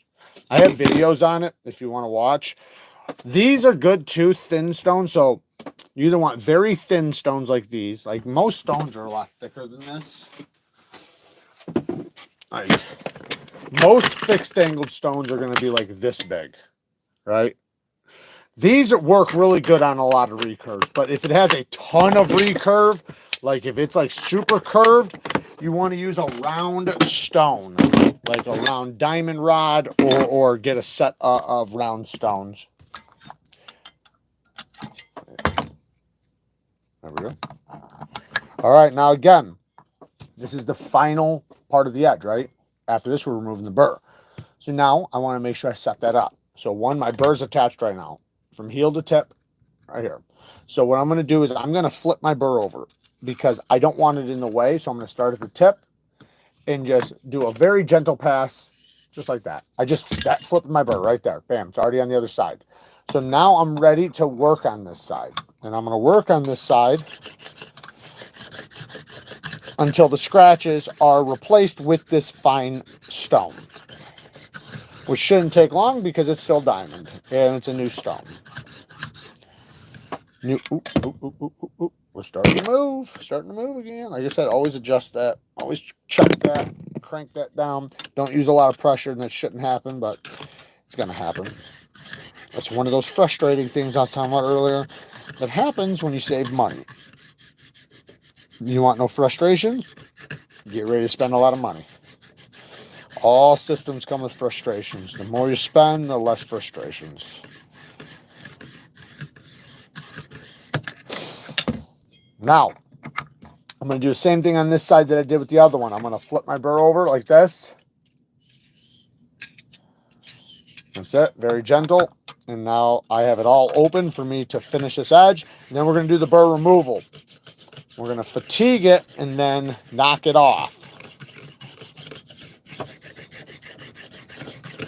And like I said, even if you're doing freehand, it's going to be the same thing. I'll actually even grab a fixed angled knife, fixed angled stone and show you, or I'll just show you what I mean. A little bit more.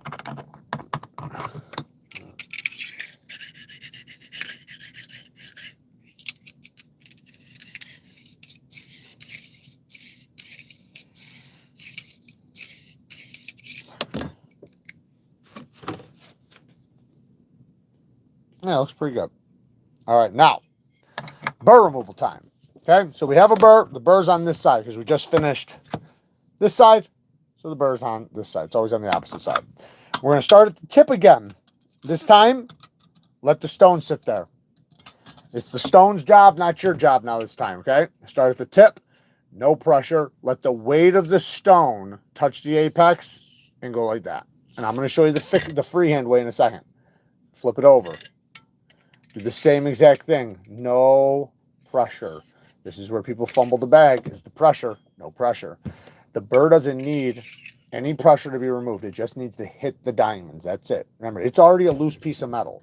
It just needs basically that diamond to come by and snag it like a fish hook. And that's what's going to happen. You can do it a couple times if you want to. Even 3 or 4 times. Just make sure you don't put no pressure, because if you put pressure, then you're changing your scratch pattern, and now you're changing your serrations, and now you're affecting your ability to have a hair shaving edge. So tip to heel, very gentle. And then we're going to check it. The burr's pretty much gone. But now we will do a couple very gentle forward passes from heel to tip. But again, no pressure.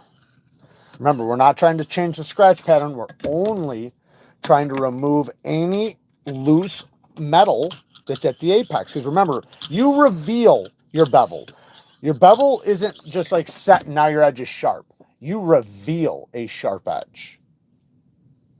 Okay, that is a little bit toothy still. So let me just go like this.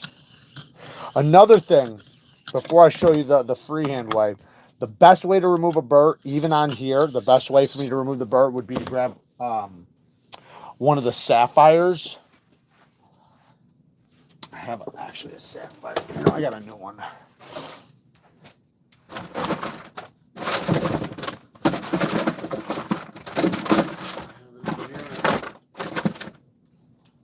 Oh shit, that's fine.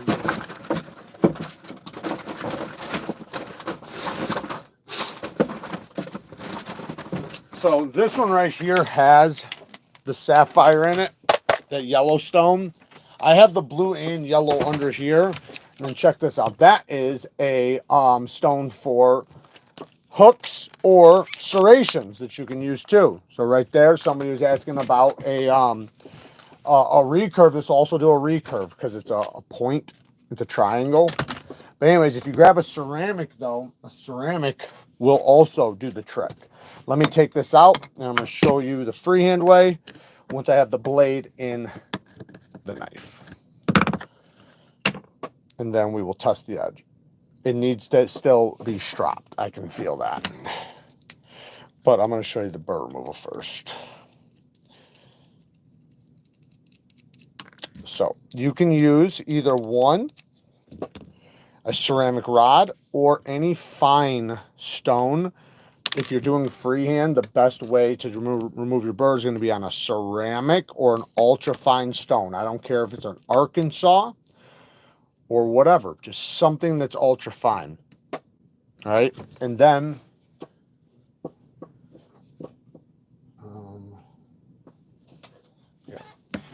so if you have an ultra fine stone, you just go like this.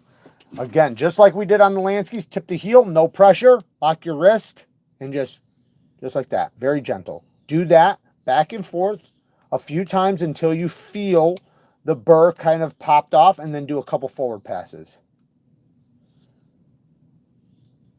See how it was jumping right there a little bit? This thing's a little loose. I need to tighten her up. Where's my...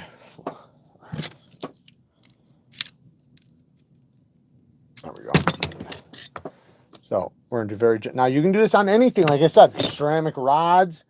Typically I like the white ceramic rods. This one's the brown one from Lansky. They have white ones too.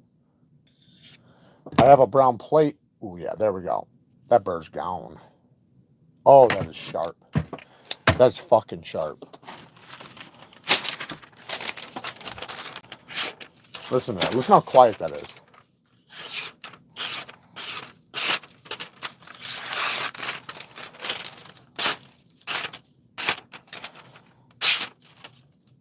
Absolutely hair shaving. So the burr removal, like I said, is just super, super important. Make sure you do the fatigue, the burr fatigue, before you do a burr removal. Burr removal is never tearing the burr off.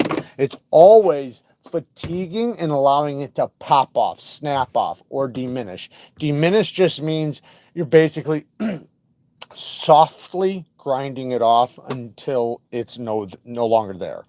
But the second you add pressure, you're definitely removing the burr. But the problem is you're removing the burr and now affecting your scratch pattern that you want on your serrations.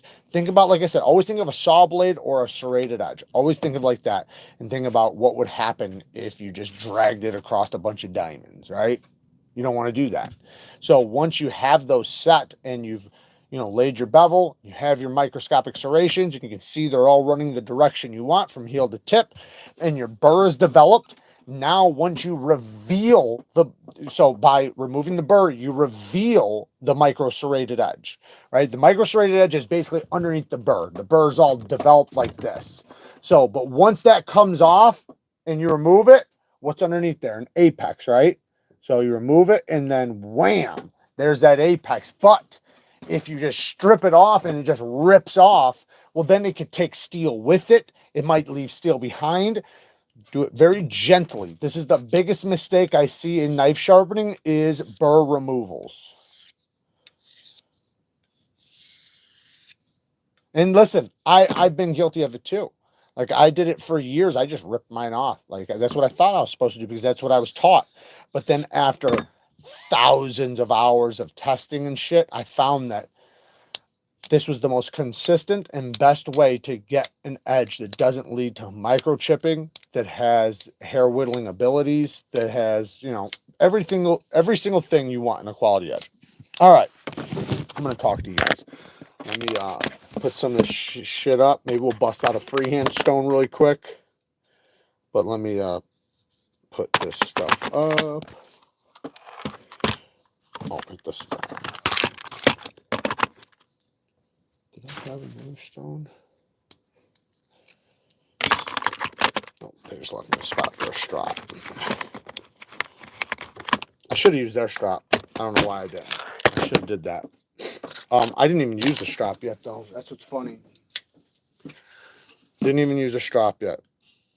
Oh, yeah, I can feel there's a little bit of teeth left on there that just came off, too. This is stroppy stuff. We might have some on the Neve Knife Co. site if you guys want the best diamond stropping. Oh, yeah. Whoo! Now she's, whoa. Yeah, she's just tree-topping hairs. Sometimes you gotta be careful. That shit always bites your edge. The other day I got myself like that. But the edge bevel looks nice and consistent. There's a little tiny dot at the tip that I could have hit a little bit better. You can kind of see it right there dwingling at you. Not worried about it. I'll get that in the second sharpening. But you can see the scratch pattern. Hopefully.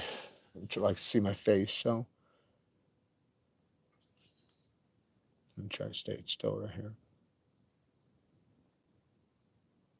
See how the scratches are very consistent? So, but again, good emulsions, good strops, good stones, diamonds are always recommended. Like if you can, which technically, man, you can get diamond plates cheaper than you can some aluminum oxide stones. So there's really no excuse to get. And I'm not saying there's anything wrong with the natural stones or the oil stones and stuff. It's just they're much better on thin blades. If you're going to be sharpening chef knives and kitchen knives and very, very thin, you know, slip joints and stuff like that, then yeah, use them all you want. But when you're talking about sharpening something that's 20 thousandths thick behind the edge, or even 18 thousandths thick behind the edge, basically any normal regular folding pocket knife or fixed blade, you want diamonds. Even with a budget steel, it's just so much faster. But this way, and I've said this a million times, I can sharpen a steel in, name the steel, Rex 121, the hardest steel on the planet. I can sharpen that faster at 10 thousandths behind the edge than I can 8CR at 25 thousandths behind the edge, just because of the thickness. Smooth side is better for maintaining the angle and not rolling over the edge, though. Natalie! Shout out to Natalie. How you doing, Natalie? I got a cousin named Natalie. No, it doesn't say the last name. Neve. Doesn't say Neve behind it. But shout out to Natalie.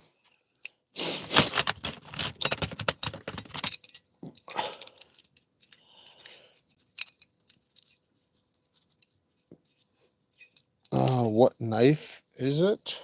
The we were sharpening was the Olaton's knife. It's a replaceable blade knife, so you can what? The invention? I said that earlier. What the fuck? There we go.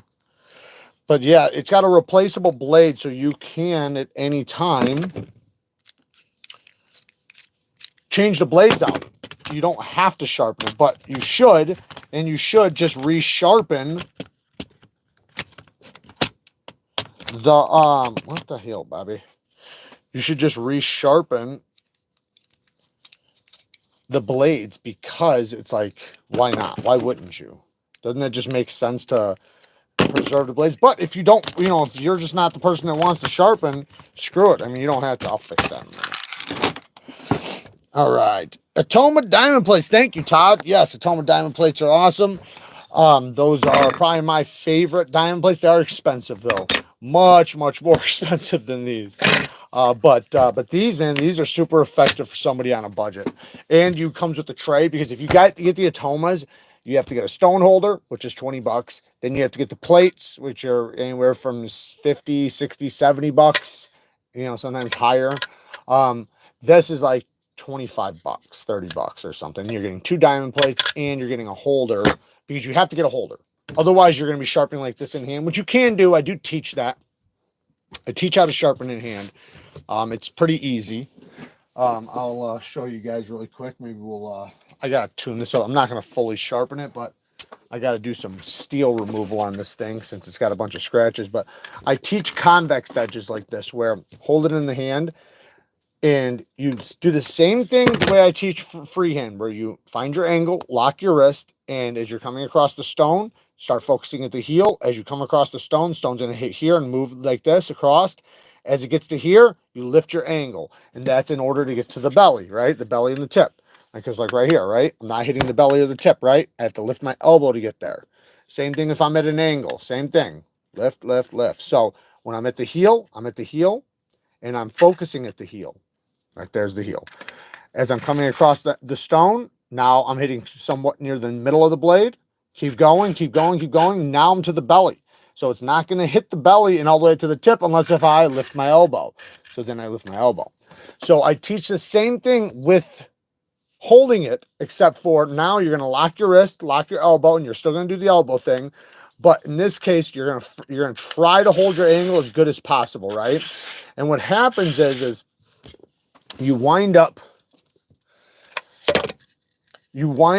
moving this stone a little bit, so like this, and you wind up like sometimes just moving this instead of this, and the result is you'll convex your edge. Don't try to convex. Never try to convex. Try to make the flattest edge possible, because if you try to convex, you're not going to be happy with how convex it is. So try to just hold your angle as perfectly flat as possible. It will naturally convex. And then you'll have a nice, tough convex edge. So that's how I teach convex sharpening.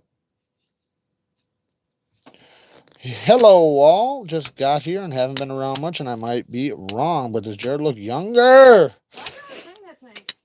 I told you, I took that magic potion. What magic potion? Well, you must not have been listening to me earlier. I was trying to give it to you. What? You'll find out later. That sounds really cool.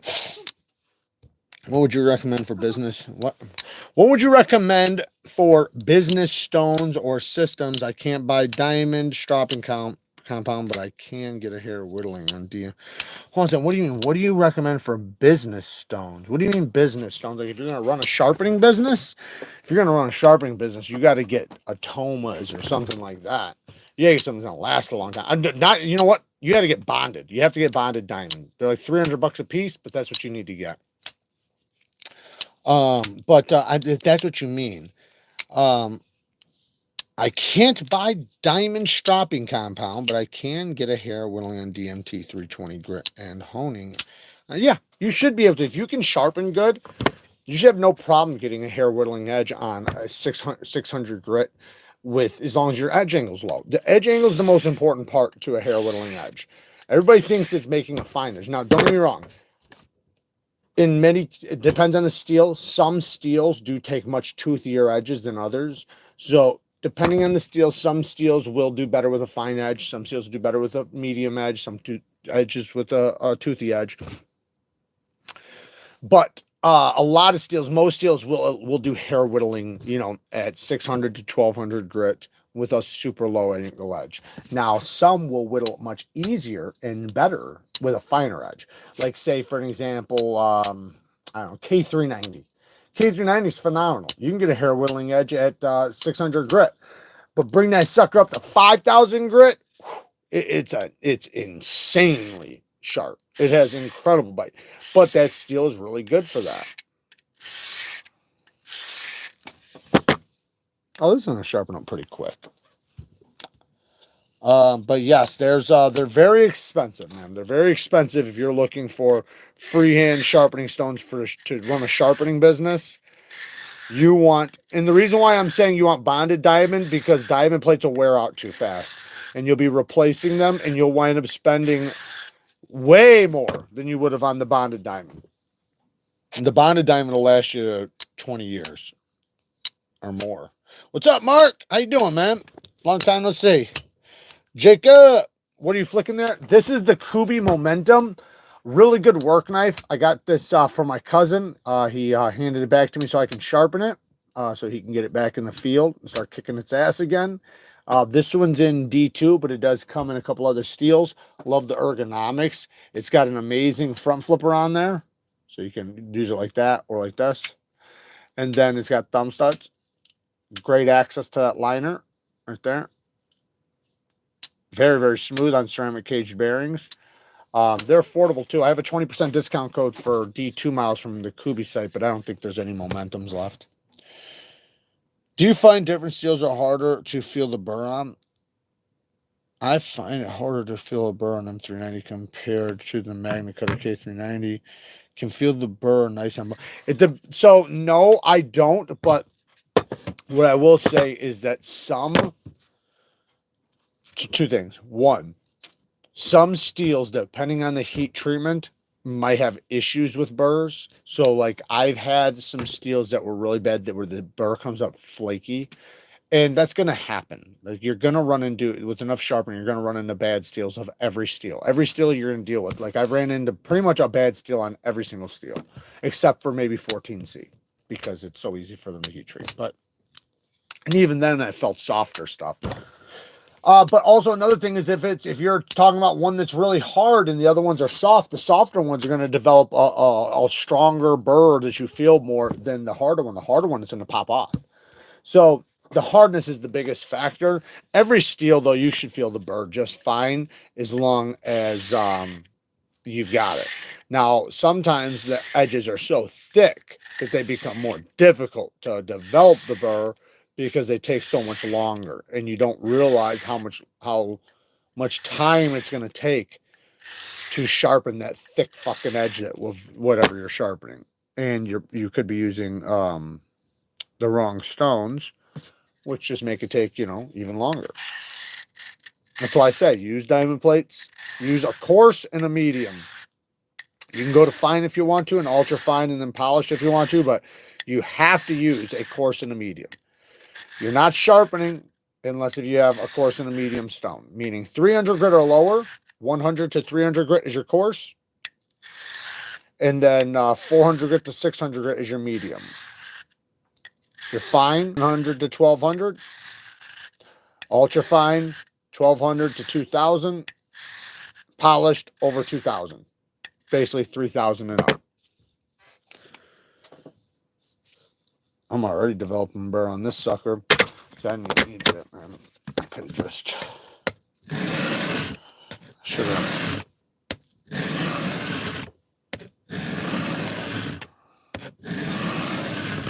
I don't want to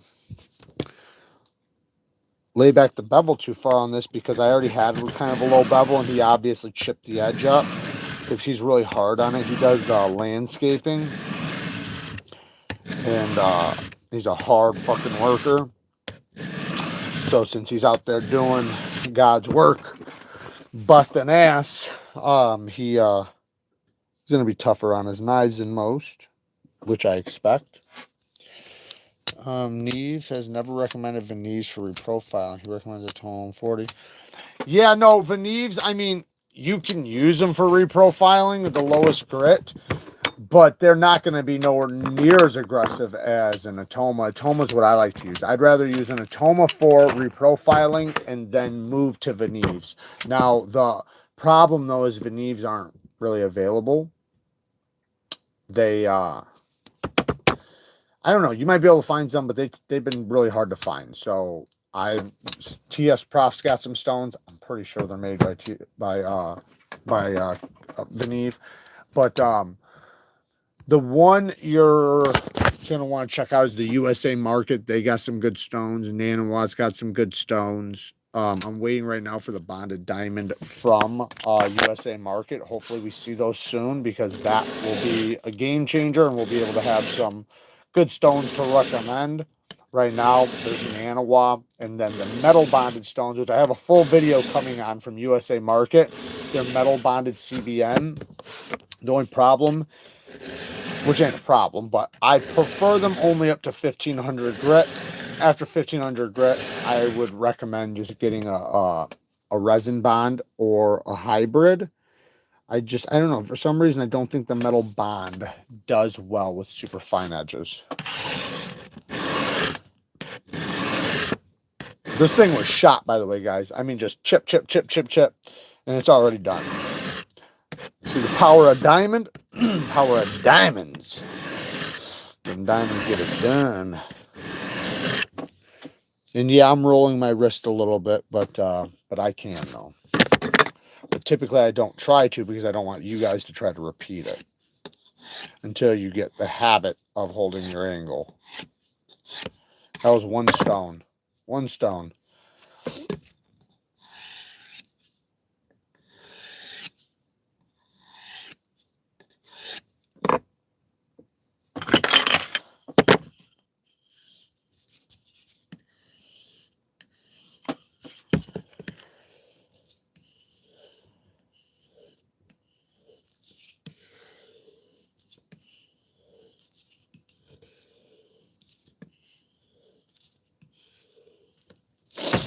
All right.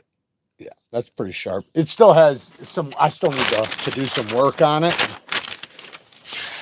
but it's a lot better, but I still need a lot of work on it. I'll get to it later. I'll finish reprofiling it and set the bevel again. All right, let's shoot the shit for about 5 minutes, and then we will get out of here. So any sharpening questions or anything? I have everything out still, so I can still show you guys. I just don't want to leave everybody hanging. Yes, baby, go ahead. How do you sharpen a knife? It's like from beginning to end. Can you show me? Yeah, you take this video and you rewind it. Yeah. Or you go to the playlist. Might return my... Like, no, yeah, please show us. Just go ahead. That was a good idea, Kara. I might return my Rex 121 for an LID Tonto, have serrated auto. They just made them legal in my state to carry. That's cool, Zach. Why return that? Why not just buy the other one? Have both. Right? Fuck it. I mean, if you haven't used it or anything, yeah, fuck it. Return it and get your other one if you want. But, oh man, that is sharp. That Rex 121 is some badass shit, though.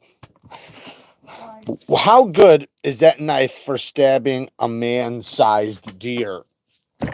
This one? No, man-sized deer. A deer. So, when stabbing a man deer... Oh, like one of those centaur things. When stabbing a centaur. Exactly. Wait, is that what they're called? No, the man-goat thing. What are those called? Centaurs? Is that what it's called? I can't remember, Like baby. where they're like half man, half horse or whatever? Somebody will probably answer. I think it's a centaur. Yeah, I'll explain the hybrids. But yes, this is perfectly acceptable for stabbing a man deer. Centaur, you know, you just want to, you know, make sure your blade's on there nice and tight, so, you know, it doesn't pop off or anything. Make sure, you know, maybe you put some Loctite on there. The best thing would be a fixed blade, but you could definitely put some work in as long as you're hitting the right spots. Yeah. All right, so Brad, thank you for the 5 bones. What's the difference between PDT premium metal bonded and the USA Market metal bonded stones, CBN? Nothing. So there is the hybrid stones. So I'm going to explain the hybrids. The hybrids are a bond between the metal and the resin. So they take the metal and the resin, mix them together, and infuse diamonds in there. So basically, they just mix diamonds throughout the entire stone, but it has a longer lasting bond. So as the bond breaks down, it's going to go slower than, say, the resin bond. Now, I'll talk more about that in a second because I have some suspicions on that. The metal bond, when you get the CBN, metal bond, anything, that's the longest lasting because they are the hardest. They have a hard metal you know, capturing the diamonds.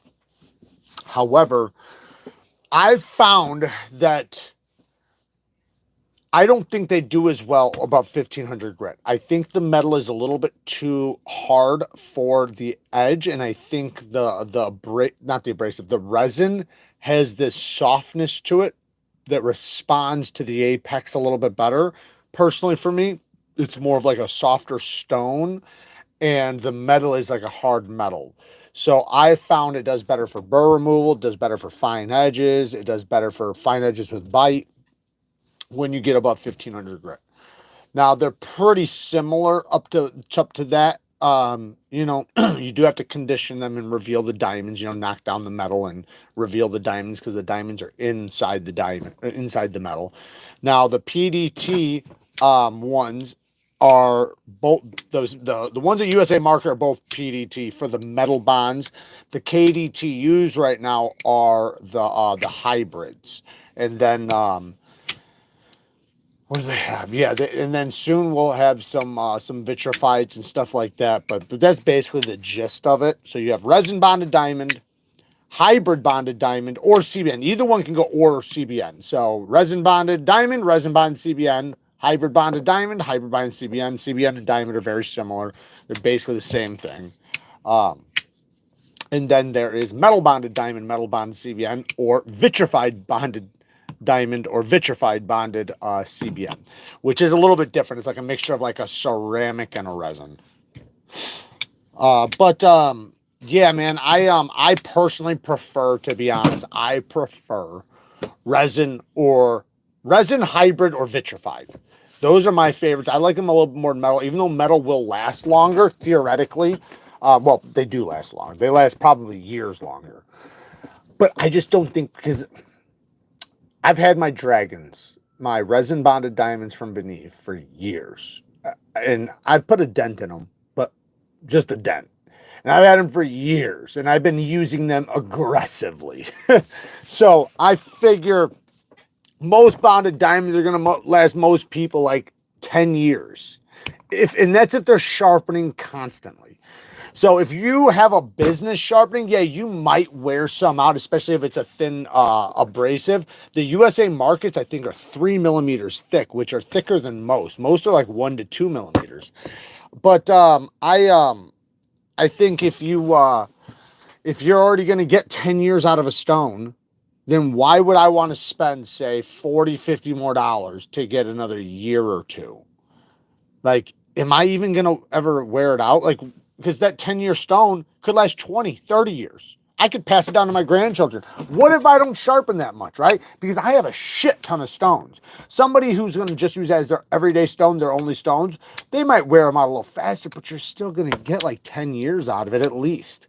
And by that time, you know, you can buy new ones and, you know, you got your money out of them, 10 years of sharpening, and that's 10 years of aggressive sharpening. If you're not doing aggressive sharpening and you're sharpening once a week, you know, once every month, you're never going to wear them out. You'll never fucking wear them out. So then at that point, it's like, do I really need to step up to those ones? Now, the one benefit to the metal bond is they are, and I'll just show you guys the difference really quick.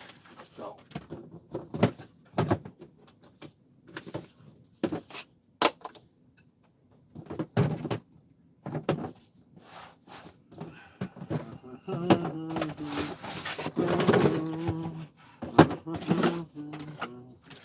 Metal bond, and then this is a resin bond. Okay, this is double-sided, but resin bond. So this is a metal with diamonds or CBN infused. You can see the brand and everything. USA Market has them down in the description. Then this is Veneves, right? Or you can say the same thing as the TS Profs, right? Same thing. These are just 1x6s. So, anyways, so this is a resin with diamonds infused inside the resin. As the resin breaks down, the diamonds are exposed. Every once in a while, when it stops cutting fast, you scratch the surface with a stone, and the diamonds come back out. Easy as that. However, those require soapy water. These require soapy water. You want to mix dish soap and water with them. These you don't need nothing. You just run them dry, just like diamond plates. That is the beauty of them. No mess, no bullshit, no nothing. Now, granted, these aren't messy. These are splash and goes. You don't soak them. You don't have to dunk them. You just squirt, squirt, squirt, go to work, right? This, no liquid required whatsoever, not even splash and go. But every once in a while, you want to run over the surface with, where the hell is it? No, I can't find it, but here's something. With a little stone, I have a bigger one. I don't know why I grabbed this little bullshit one with a little stone like this. Now, you also need some silicon carbide powders. You have to flatten them like once a year. But this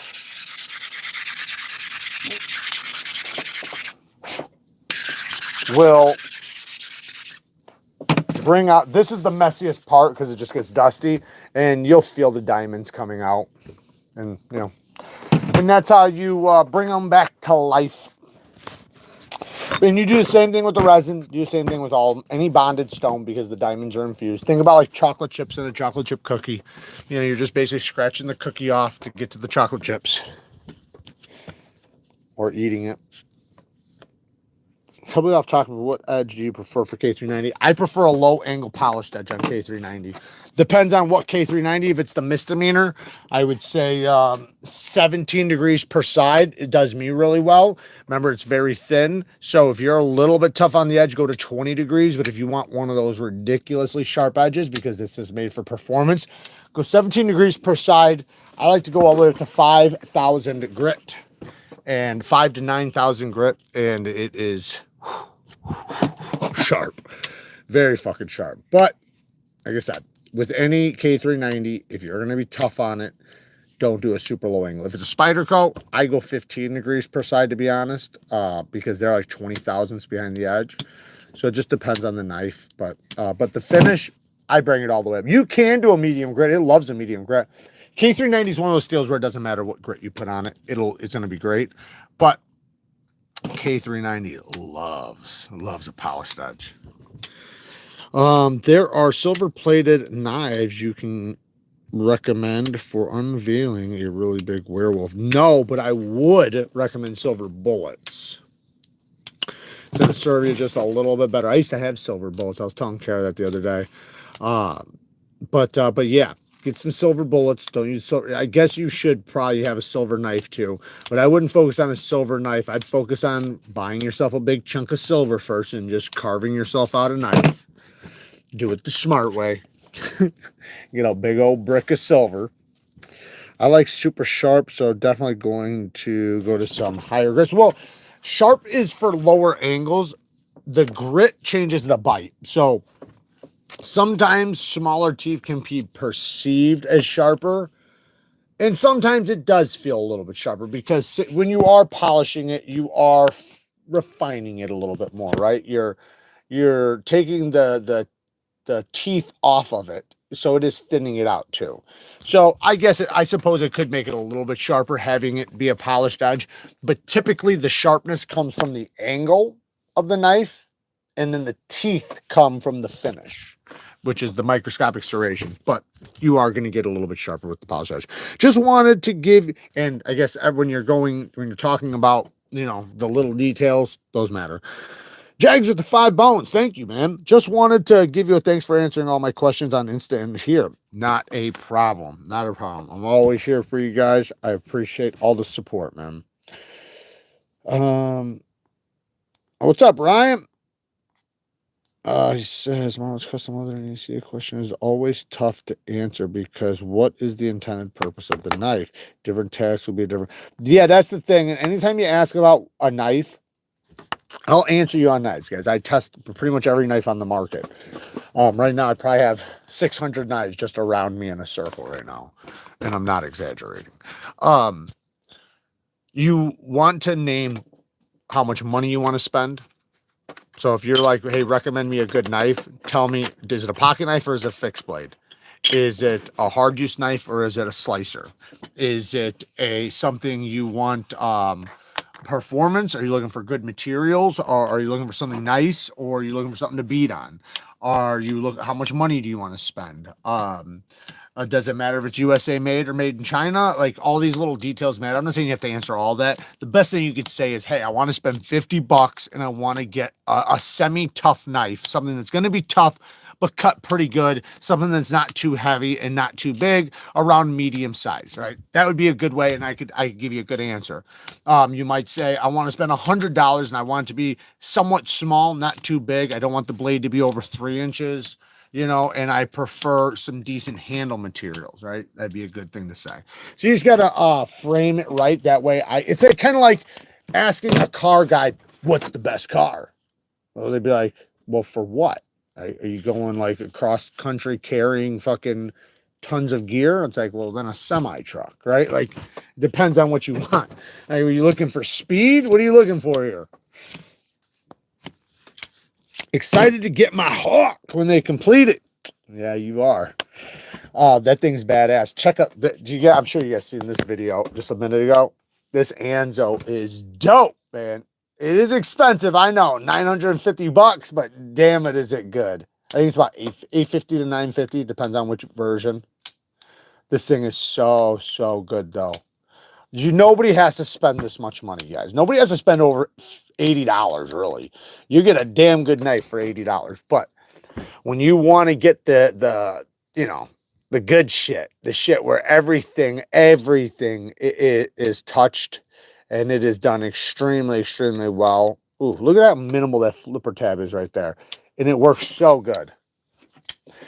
This is a badass knife. Go watch my video on this. I posted it earlier today. Thoughts on the Benchmade AFO? I haven't seen it. Haven't had it yet. Probably soon, though. Hopefully. I mean, I didn't get to try a lot of Benchmades. I don't even know how many they put out this year. To be honest, they raised the price. So I love Benchmade, guys. I love Benchmade. But it is fucking tough. It's tough to spend their prices. I know I'm not bitching because I know, they got to make their money. I know they're a great company, the USA, all the, the talking points, but it's tough to spend $300 on a knife I can get for $120, it's just really tough. Pie, what the fuck? Dino, what's up, brother? You work sharpening knives and stuff, or is it just for YouTube or hobby? This is what I do. I do YouTube full time. So I do YouTube full time. I review EDC knives and teach knife sharpening. So I basically review anything EDC related, anything you'll carry or wear, pretty much. And then I teach knife sharpening and I test and review knives and EDC products, watches, belts, boots, knives. What's my grail knife? Ooh. I really would like a Sharp by Design. I have like 4 Sharp by Designs, but I don't have any of the customs. I have the productions. I'd love a Rosie. I'd love to get like a Kirby Lambert, a custom. I'd love to get, and there's a lot of them. I got a lot of them, guys. A lot of grails out there. Like, I've never owned a Grimsmo. I'd love to have one of those. Those things are awesome. But no, I would really like to get something from Sharp by Designs. I'd love to get, I love Kirby Lambert shit. I like a lot of guys' stuff though. So I haven't watched it yet. Damn, she looks good though. My wife hates me when she hears your voice. It means I'm spending money. You know what though? I'll tell you what, man. It is a good one. It is a really good one. Go watch the video. Just make sure you keep your wallet or your cards, away from you, because it'll be very fucking tempting. It's $100 down in like 4 to 8 weeks. You have to spend the rest, but it's a perfect knife. It really is. Like, I couldn't find anything. I was struggling to bitch about something. It is so good. And I mean, like, even the little details that I would complain about and just nitpick about were done like perfectly. Like, it's tough, man, when you start seeing this thing and it's like, man, I don't see nothing. I can't. The only thing I could do is like say like, man, I wish this had multiple deployments, something like that. But it does kind of, because it has the button. So I guess you could always do the button swing. you know, instead of just the flipper tab. But no, man, it's so damn good. When you get knives that are done at this level, you feel it, you know it, you just know it. Like as soon as I opened it up, I was like, okay, this is something special. I knew it right away. But then the more I sat here and looked at it and played with it and, you know, looked at the inside and looked at all the machining he did on the inside and just all the little extravagant details, the way the button engages, this is probably the best button lockup I've tried in detent. Like it's so crispy. He did a phenomenal job. Shout out to Jens Enzo from Denmark. Hooligans. How much is being in the industry change your perspective on the price of knives? A lot. A lot, like a lot. You're probably 100%, like, just to be honest, 100% it has. Obviously, right? Companies send me knives, so my perspective is going to be a lot different when it comes to those knives, right? Obviously, I could get gifted a knife that I couldn't afford, right? Or even if I could afford, I wouldn't afford it. Then there's knives where, yes, I would afford it in a damn heartbeat if they didn't send it. So, you know, but I will say this, though. Yes, your perspective changes because you handle very, very expensive knives, and a lot of the people you see have expensive knives. So you start getting the thing like where if you're carrying a $400 knife, it ain't shit to go to 600. You know what I mean? Because like the jump from 100, like under $100, going up to 250 is a huge jump. Like that to you is the struggle. Once you get over that going from that to 600 is like nothing. It's like you're ready, you're set, you're ready to go. So it's like it's especially if it works out well for you. I'll be honest, there are some guys, and this is the problem, is they'll try to get a knife that's really good and has everything they want for $250 or something, right? And they'll be like, man, it's $250, and blah, blah, blah. And then, not saying it's not good, and not saying there aren't some amazing $250 knives, but listen to knife reviewers on what's amazing and what's not. Because there's some knives out there I've seen people spend a lot of money on, like $800-900, thinking they're getting like handmade custom shit, and they did. They absolutely did. The problem is that, guess what, guys? Handmade custom doesn't mean good. Sometimes that means absolute fucking dog shit. I'm talking about like the worst lock stick ever, the worst blade play. Remember, it's done by hand. So it's like you're paying for the hand labor, not necessarily the perfection, unless if you go to, you know, a credible source that's known for doing that high quality shit. So going to high-end production is where you want to go if you want to spend some money. Always production. Go to high-end production. Don't go to customs. Not until you're ready. You got to be ready because you got to know what to look for, and you got to wean yourself through because you'll see little details that'll give you indicators.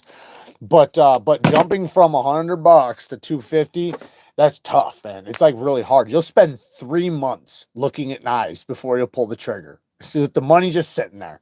Like, I want to get a knife, but I'm just waiting for that one. And then the second you buy that, the second that shit comes out and you get it in your hand, you got, fuck it, I'm going to spend $600 now. It winds up just getting real easy. White River Knives versus the MagnaCut. What are your thoughts? I feel like they kill the market with their quality and price point for a USA blade. And it's a big chunk of MagnaCut. I don't think I've tried that one. The show stopped? What did Chase just say?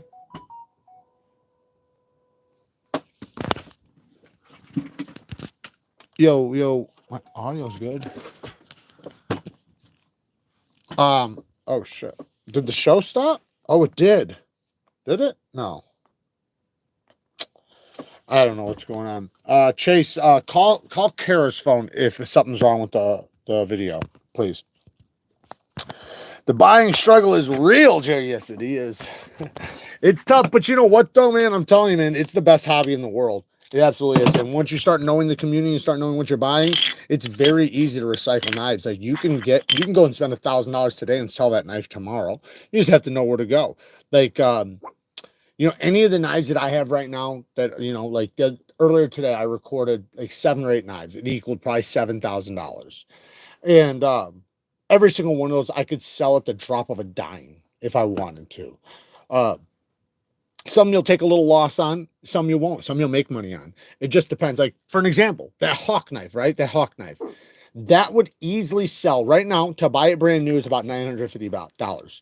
But guess what? All his orders were filled in like an hour or something. You know, once I posted my video, I think like 5 people that watched my video went and filled. And I don't know how many people did that. I just know how many people said they did. And like 5 or 6 people said they went and got it filled from watching my video. But I think he was only doing 15 of them, right? So those are filled. You're not going to be able to get it for a while. So if you sell that, somebody's going to jump on it in a heartbeat for $300 more, for sure. And might possibly sell it for more after that. Jared, What happened? he said he was just wanting you to show that custom chop knife we have because he was talking about customs. Oh, I couldn't see it. Yeah, I have to go grab it though. It's in the other room. I don't know if this is the environment for it. I got diamonds all over the place. I can't do that. It'll get scratched up or something. Like right now, I got a mess around me of diamonds and shit like that. Just being over here can get scratched. And that's like a $5,000 knife. I'll show it. Yeah, fuck, I'll show it. I'll just hold it in my hand. But this is a very expensive knife. I'll just show all 3. But these are for sale too, by the way. But these are extremely, extremely, extremely expensive. Like this one just alone has a damn stingray pouch. But this chop knife right here is pretty wicked. I think it's like $3,500 or something like that. And this thing is completely handmade. Now, this would be a good guy to get like a custom from. This guy's a custom knife maker, but he fucking knows what he's doing. And look at that. Woo! That's a sick son bitch, ain't it? Yeah, a double hollow here and a hollow here, and you have a hollow spine swedge. Sorry, I got some fingerprints on it. I'll be careful because I got diamonds on my fingers. I shouldn't be touching it like that. Look at that. It is sick, nasty. And this is so sharp right there. It's so comfortable. The action is really good too. Let me just put this back without touching it. I'll wipe it off after I wash my hands. Now, with a regular knife, I don't worry about it because it's, you know, this is something that's for sale and it's thousands of dollars. But typically, guys, I don't act like that with knives. Like a knife is a tool. It's made to be used. I don't give a fuck about any knife in my collection. I'll scratch the shit out of them. Here's what the hell's the name of it? Chase, what's the name of this one again? Not the other one's the Compadre, not the Citadel. Bag. Todd Bag. Yeah, I know it's Todd Bag. Todd Bag Citadel. Look at that. Look at the inlay work though. Look at that inlay work. Like that is like as good as you can get for inlay work. It's crazy good. Then we'll do this last one really quick. My hands aren't too bad, so. And this one is another one. This one's a Todd Bag collaboration with Jerry Moen, who, by the way, I've been on the phone with the past 2 days. And might be... What? He said name dropper. What? Well, why not? You know what that is? Yeah. Yeah, I was kidding. Yeah, I'm name dropping. I've been on the phone. Oh, so-and-so, yeah. Yeah, I've been on the phone with him for a little while. You guys can't talk to him, but if you guys want to see him, get a hold of me and I'll tell you how to get... No, I'm just joking. That's funny, right? There used to be somebody in the community that would say shit like that, and me and Carrie used to crack up. But anyways, Jerry Moen's a great custom knife maker. He hasn't been doing a lot of custom knife making lately because he's getting older, but he's doing a lot of design. So he does designs and OEM, you know, has them OEM'd. But he's got some buddies in the industry that have a knife company and stuff that he's getting me in contact with and so on. Sending me some knives, some custom knives too to check out. What's the best diamond stone? A Toma. Well, so there's a difference there. I know what you're asking. You're asking diamond plate.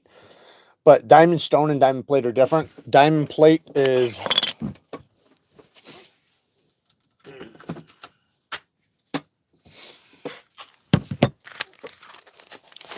this is diamond plate. It's a metal plate, just a metal plate with diamonds over the surface. This is a diamond stone though. It's like a stone because the diamonds are infused inside of it. Diamond plate, the best is a Toma. These very, very expensive. I don't think you want to know that. Unless if you're wanting to know, if you're really wanting to know, I'll tell you, but they're very expensive. The Atomas, we should have them on the Neve Knife Co. site very, very soon, if not already. So check the Neve Knife Co. site. Otherwise, they're at the Neve's Knife Store and Sharpening Supplies, but they should be at Neve Knife Co. very soon. Jared should be hired by Gerber. Oh, I'm sure they'd hire me. They'd be like, hey, can you take down that fucking video of you saying, hey, what do you do with a Gerber knife and then threw it in the lake? You think you could just take that video down? Oh, man. I bet he could turn the company. I could definitely turn the company around. 100% turn the company around. But isn't it funny, though? Because you know they'd be like, Jared, listen, we need you to help. But we'd love for you to come help us. But we really need you to take those videos down, man. They're fucking killing us, man. You got like 1 million views taking one of our knives and saying, what do you do when you got a Gerber knife? Nothing. You throw it away and get a fucking better knife. I threw it in the lake or the pond. It'd have been funny if I would have went and got it. It's still there. Can you repeat his name? Atoma, A-T-O-M-A, and it. Oh, the knife guy. Oh, that was Jerry Moen, who I was talking about. Awesome guy, older guy. The other guy was Todd Begg. What's the price on that Begg collab, if you don't mind me asking? It's like $3,500 or something like that, give or take. Don't quote me on the exact price, but it's expensive. It's a Damasteel. So the collaboration one's Damasteel handle, Damasteel blade, titanium backspacer, other titanium parts. And it's got a lot of hours of handwork in there. And multiple people doing it and so on. So I think Millet Knives are the ones that made it. So Millet Knives made it. So it's actually 3 companies: Millet Knives, Jerry Moen, and Todd Begg. The other one is all Todd Begg. And then the other one is Chop Knives. $3,500 for a pocket knife. Yeah, I know you think that, Johnny, that's crazy. And I know most people would say that. But that's not shit. That's not shit in the knife community. $3,500, like, there's knives right now that people will absolutely, if they were on the market right now for $5,000, they would leave the market so fast that the internet would break, like trying to get them. Like, the knife community is, now I'm not saying that that's like the most common thing, but there is a large, massive amount of people that collect knives. Knife collecting has been a thing since the beginning of time. Just think about this. Since the beginning of time, the oldest tool has been a knife, right? And since we've been making knives, we've been making knives out of the best materials on the planet at the time. Whatever was the best materials at that time was what we made knives out of, all the way till today. Today, what do? We make knives out of the best materials on the fucking planet. And that's why the prices go up. Of course, you can get some knives made out of dog shit, but if you want the creme de la creme, then you can get it. You can get that knives made with the most insane materials on the planet, but it's going to cost you. Well, just like in the past. So typically people buy the knife, that best serves, their budget, basically the best they can get for their budget. And that doesn't mean you have to spend hundreds of dollars. You can get a phenomenal knife for $80 to $100. $80 knives all over the place are amazing knives. Under $250, fucking, that's like a great area to be in. From $80 to $150, you can get amazing knives. But when you start wanting that super premium stuff, it goes up. It goes up pretty dramatic. Now, don't get me wrong. You could go to Riet or We Knife Co., which are overseas manufacturing, that do creme de la creme for like $400, $350, $400. So you can get really good stuff, like pretty much as good as what you can get from any company for $700.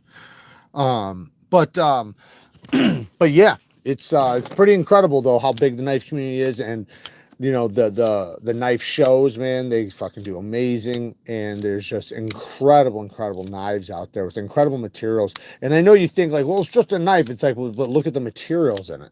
Like some of these titanium frame locks, they have contoured titanium with like fat carbon inlays that are done perfectly. Some of them have like gold inlays and shit like that. Not saying that's very common, but you know, you see it. And then you'll have a super steel that has a really good heat treatment on there with a super strong lock. And yeah, when you start talking about all those little details, you know, a super expensive steel like Vanax, right? Vanax is expensive, right? K390 is expensive. When you start talking about those steels, the price goes up. Titanium is expensive. Machining titanium is expensive. Machining contoured titanium is expensive. Now, if you start talking about integrals and stuff, it gets even more expensive. The price just keeps going up. And you're talking about ceramic bearings in the pivot. What kind of ceramic bearings? Double row, multi-row, skiff bearings, right? You know, you guys know what I'm saying. Do you think the Microtech OTF knives are priced within reason? No, I think they're about good. I think, well, so, okay, so I guess I'm going to answer it two different ways. You can get just as good at OTFs for similar price. Or no, sorry, for less. I mean less. You can go to Axial Gear for less. You can go to Kershaw, get the Kershaw Livewire. Do I have one? It's over there. The Kershaw Livewire. That's a really good one. You can get that for like $250 or something like that. Axial, like I said. But Microtech has the name. Like, they have the biggest name. They're the most known, the most widely known. They're basically like a name brand, right? The other ones are too now. So I'm not saying they're not name brand, because they are. But they don't have the reputation of them. And the best of the best OTFs are Hawk. Hawk deadlocks. Recently, Microtech did come out with their no play OTF, but it hasn't, or it has hit the market, but a lot of people haven't gotten them yet. But I think we're going to be able to. I'm pretty sure they're going to hit the market like far and wide. But the deadlocks are the ones that have been like the creme de la creme. Those are $3,500. $3,500. Yes, $3,500 for an OTF. So then when you look back at Microtech for $400, yeah, I think it's worth it. Now, don't get me wrong, they don't have the deadlock, but they're selling their no play OTF for like $450. That's not bad, considering the other ones are that much. Now, theirs are made out of aluminum. Hawks are made out of titanium. So there are some differences, and Hawks are just fucking crazy amazing. If you're like into like combat weapons and stuff, Hawk knives is what you want to kind of go to. Same thing with Microtech though. Microtech is really good. Like in John Wick, that's what he carried, was a Microtech. So yeah, I say because of the reputation, because of the ease of saleability, like you can easily sell it, because of its reliability, and it's been tested, you know, like that's the thing with some companies that you can't say about all companies, right? Some companies have been tried and tested, like through a lot. So, and Microtech is one of those companies, like the SOCOM Elite. That fucking thing's been tried and tested. I even did hard use tests on it. Like that knife is just, it's like virtually indestructible. When you start talking about their OTFs, you can hammer them through wood. I mean, they're very tough. He on the Spectrum? Who's that? Me? Or are you talking about somebody else? I believe the no play micro is hitting next week. I thought they said it was hitting the other day, because they were on Instagram. Him and Tony Marfione was on Instagram with the other guy from Microtech, and they were talking about later that day, I thought, but maybe it was a limited release. Jason's been a member for 7 months with the fucking rock stud. Shout out to you. Thank you for 7 months of great content. Thank you, Jason, man. I appreciate all the support. You're almost to that 12-month mark. You'll be getting a premium knife, huh? Every member that makes it for 1 year being a Rockstead member gets a premium knife. Not sure what yet, but it'll be something. The Zero Blade Play Ultratech comes out Thanksgiving weekend. Thank you, Brandon. I appreciate it, man. How much are they? $450, right? Damn, you really know your knife. So if you spend 3,500 or 5 can a knife, you don't use it, right? It's no longer a tool. It's a showpiece. It depends on who you are. Me, I don't. I have too many knives to care. If I plan on reselling it, so there are times, yes, I have knives that I haven't used. I have knives that I sell and I kind of just treat like gold. Because one day I'd like to sell them and I want them to be in perfect condition when I do. Now, then there's other knives where I'm like, this is mine. This is mine. It ain't going nowhere. I'm using this son of a bitch. And I'm going to use it and I don't care how much it costs. It's being used. It's mine. And I find the most benefit out of using the knives. But you know what's funny? Is that it seems like the knives you want to keep the nicest are always the ones that wind up getting scratched, and the ones you don't give a fuck about stay pristine. The ones you'll chuck across the ground, like they'll show up like, what the fuck? You guys remember when I did that KUBEY video? It's like if I did that to any other knife, man, that thing would have been just absolutely destroyed. 1,200 is more like 5,000 grit, and 800 is more like 3,000 for an example. I went to the Smoky Mountain Knife Workshop and saw some, and it's like I would like one, but I'm thinking I would have to just keep it away or display or don't even mess up for. No, so okay, so just so you know, an OTF. This is the thing with an OTF. OTFs are not. So there are two different people. There are people that like to use OTFs, right? But OTFs really aren't users. They are poking devices, just to be real, right? Let me just, for an example. Let me just grab a couple things really quick. Give me 1 second. I just got to make a point really quick.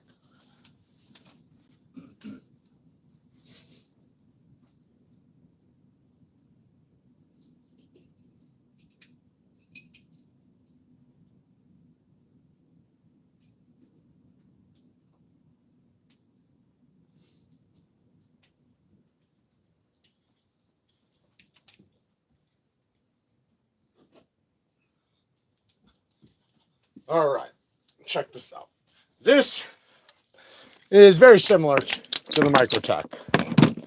All right, OTF. But look at the blade. Now, this one is probably a better user than the Microtechs, to be honest, because this one's not double-edged. It's single-edged, so you can't put your thumb on the spine. But the blade is basically made for penetrating, right? Yes, you can use it for slicing. You need to break something down real quick, you can do it. There's no problem with that. But the geometry is not really set up for really good slicing capabilities. Now, if you look at something like this, this is made to be a fucking laser beam. So this is something for precision, for slicing. You can slice anything with it. This is a user. But for cutting purposes, this, another self-defense knife, right? You can see it's now, but this one you could use for EDC still. Like I said, it just depends on the grind thickness, how broad the blade is, all those things. If it's going to be narrow like this, that's fine. This is narrow, right? But look at how tall the grind is. It's made for cutting. This could poke and slice. This is going to be way better at poking, but it also can slice. Not as good as this, though. And one reason why you can tell is look at the blade stock thickness. This is much thicker, right? Look at the edges, right? This is a little thicker. This is more for drilling. This is more for slicing. But you can use this. Then you get up to like something like this, right? This is going to be horrible to use. This would suck to use. It's so thick. It's just a thick, stabby thing. So this would be a nightmare to use for anything other than popping in something, right? Same thing with this. I mean, this would be okay because these ones are actually a little bit slicier, and if you put your own edge on it, you'll be all right. But the next one I want to show something else. Oh yeah. Then this is a hard use knife, right? This is something you want to be a little tougher on. This is something, you know, you could hammer with. This is something you could pry with. This is something you can get a little bit crazier with. This is a Medford the USMC fighter folder. It's supposed to be paying homage to the K-bar. But anyways, there's just different purposes for different knives, and typically OTFs are not users anyways. You can use them, and you probably will. You'll probably need to open up a package every day, you know, like whenever you get packages in the mail, you know, you'll use it to open it up, but that's not going to tear your edge up. Opening packages don't fuck your edge up. That doesn't do much. Breaking down a little bit of cardboard here and there, that's not really destroying your knife. And so when you start picking and doing crazy stuff and letting it hit things and really using it is when you start beating it up. So yes, you could absolutely buy that knife and use it just fine. Just don't use it stupid. Don't use it like you would a utility blade from Walmart. All right, use it like you would use a self-defense knife, because that's what it is. Jason, it's been a member for 7 months. Thank you for the 7. Oh yeah, I read that one. Thank you, sir. Mad Yoko, welcome to the Benchmates. Thank you, Yoko. Appreciate the support. Update on the upgraded pot clips. Yes, everybody should have got an email. They'll be here in 30 to 40 days. We also got extra hardware. So we bought not a ton. We didn't buy one for everybody, but we bought extra hardware. So if somebody, say, wants to change the color of their hardware on whatever knife they have, they can get a new backspacer, new hardware, and that color clip. So we just wanted to leave the choices open for you guys. If you guys wanted to mix and match and maybe grab a different batch of hardware. Like I said, we didn't get tons of them. We just got enough, you know, that we figured would be enough. I think we got like, I don't know, 10 or 20 sets of each or something. So if you guys want them, they'll be on the site. But the clips, like 30, 40 days. Member for 6 months with the motherfucking Rocksteads. I spent months being frustrated and overwhelmed with sharpening, but now that I got it, it's all worth it. Thank you, Jared, for sometimes speaking in potato head language for someone like me to be able to learn. Not a problem, Matt. And listen, I know how it feels, man. I was there once, you know, and I struggled my ass off. And that's why I really wanted to do this on the channel, because I remember I've always been pretty good at explaining things and breaking it down in layman's terms to help the people understand the things that they're going to want to know, like the little details. I've always been decent at that.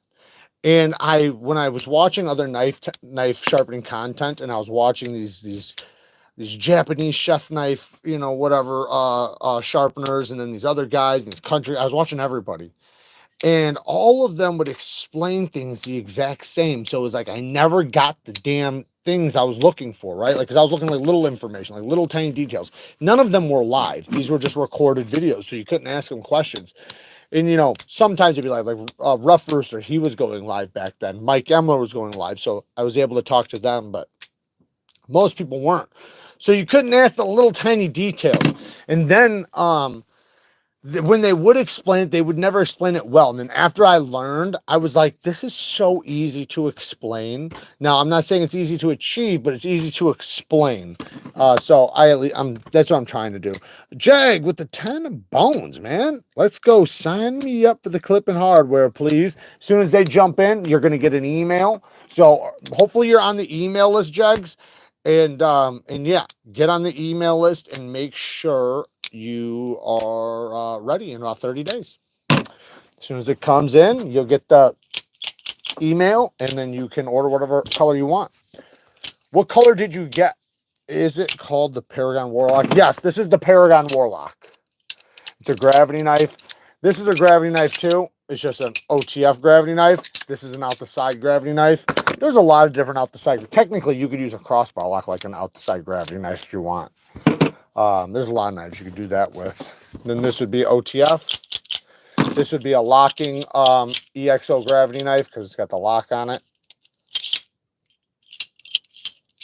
So now, once you lock it, man, that fucker's strong. And these are brass knuckles. I'll be doing videos on these soon. I want to show them off. A company sent them to me, so I figure we'll go beat some things up. See how it goes. I got a really cool titanium set too. Check this one out. This one's actually pretty cool. Little nickel duster. This one's more because, like, typically when you wear brass knuckles, you don't wear them like this. You wear them like this. This is one thing where people get wrong. You hold it directly in front of these knuckles because those knuckles go directly in line to your elbow, right? You want to leave everything straight for the impact, right? So you don't want to be hitting downward, right? Because if they're facing up here, you know, it makes your wrist go down. So you want it all to be a straight line. Bam, bam, bam, all the way back, right? But these are a little different. They wind up having to go back up there. So you do have to use them a little differently. I'm not sure how much I like these ones or not. I prefer these ones probably the most. These ones are very soft. They're like my Carta. They're probably G10, but my goodness, these things are so comfortable that you could fucking wreck house with these. Hey, Knees, will there be any extra misdemeanors? Yes. We have a few extras, but we're trying to figure out. We want to wait till after to make sure we don't have any more warranty work, because we did have some warranty shit. So once we're confident that we're not going to have any more of that, we will be auctioning some off on Whatnot. I'm going to be doing an auction on Whatnot, and I'm going to be auctioning off some badass shit. I'll probably be auctioning off something like the Wasp. I'll be auctioning off some really, really badass knives on there. So this will be opportunity to get knives way more affordable than you would otherwise, and some more expensive than you would have otherwise. So most of the knives I'm going to be selling on there, I'm going to be doing at a discount, and I won't even allow you to pay more than what it costs at a store. So I'm just going to give you guys the best deals ever. I'll start it off really low, whatever it gets bidded up to, but I will tell you guys, do not bid over this, because this is what it costs just to go get it from the store. Now, don't get me wrong, they'll be brand new. Like, all the knives will be just fucking brand new. I took them out of the box, showed the camera, put them back. They're going to you. But I still don't want you guys paying new prices. So I'll start really low, let you guys bid it up. But then there are some stuff that I do have that's rare, and it's a lot different. Like it's, you know, it's more of an investment than when I got it, like the Wasp, you know, the misdemeanor, stuff like that. Maybe a few others that they're gonna, you know, they're just gonna bid up to what they get, right? I'll start them off at the price I would accept, and then if they get bid up, they do. If they don't, they just get bought, or I keep it, whatever. But Whatnot is a great place to do that. It's an auction place, and you guys will see it on the channel. Don't worry, I'm gonna be live streaming it on YouTube, but you have to go down to YouTube link and hit the link, and then go to Whatnot to do the auction. Paul Mill's been a member for 10 months. Hi, Neeves. Will there? Oh, yeah, you read that. But yeah, that's where you can get the extra misdemeanors. And then, you know, if I'm going to do that a couple days.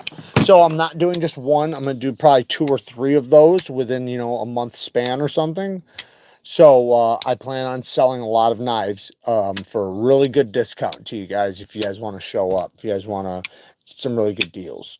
So, and you know, I thought about doing some, like, because they give you the opportunity to do like special packages and like surprise boxes and stuff like that. So I might do like little things like that just to do it, not part of their thing. Because like their thing would be like you load a box up and it's a mystery box, but you tell them like about how much money's worth in stuff in there. I would never do one of those. I just want you guys to know, I would never, ever, ever fucking do one of those boxes without you guys making out. Like, I'm talking about like fucking making out. Like, it would be like $100 box, and you'd be getting at least $500-600 of real $500-600 worth of shit. Because like I know some of these companies, they're like, yeah, it's $500 worth of stuff, and you go through it, it's like, yeah, it's $500 worth of fucking garbage, $500 worth of shit I won't even give away or use. Like, what does it matter, right? Like, does it matter that it costs, that it's $500 worth of stuff if you're never ever going to use it? That's like somebody selling you a box, right, for $100, and they're like, and then you open it up and it's $500 worth of washers, right? Like, am I ever going to use $500 worth of washers? Like, what am I going to do with this?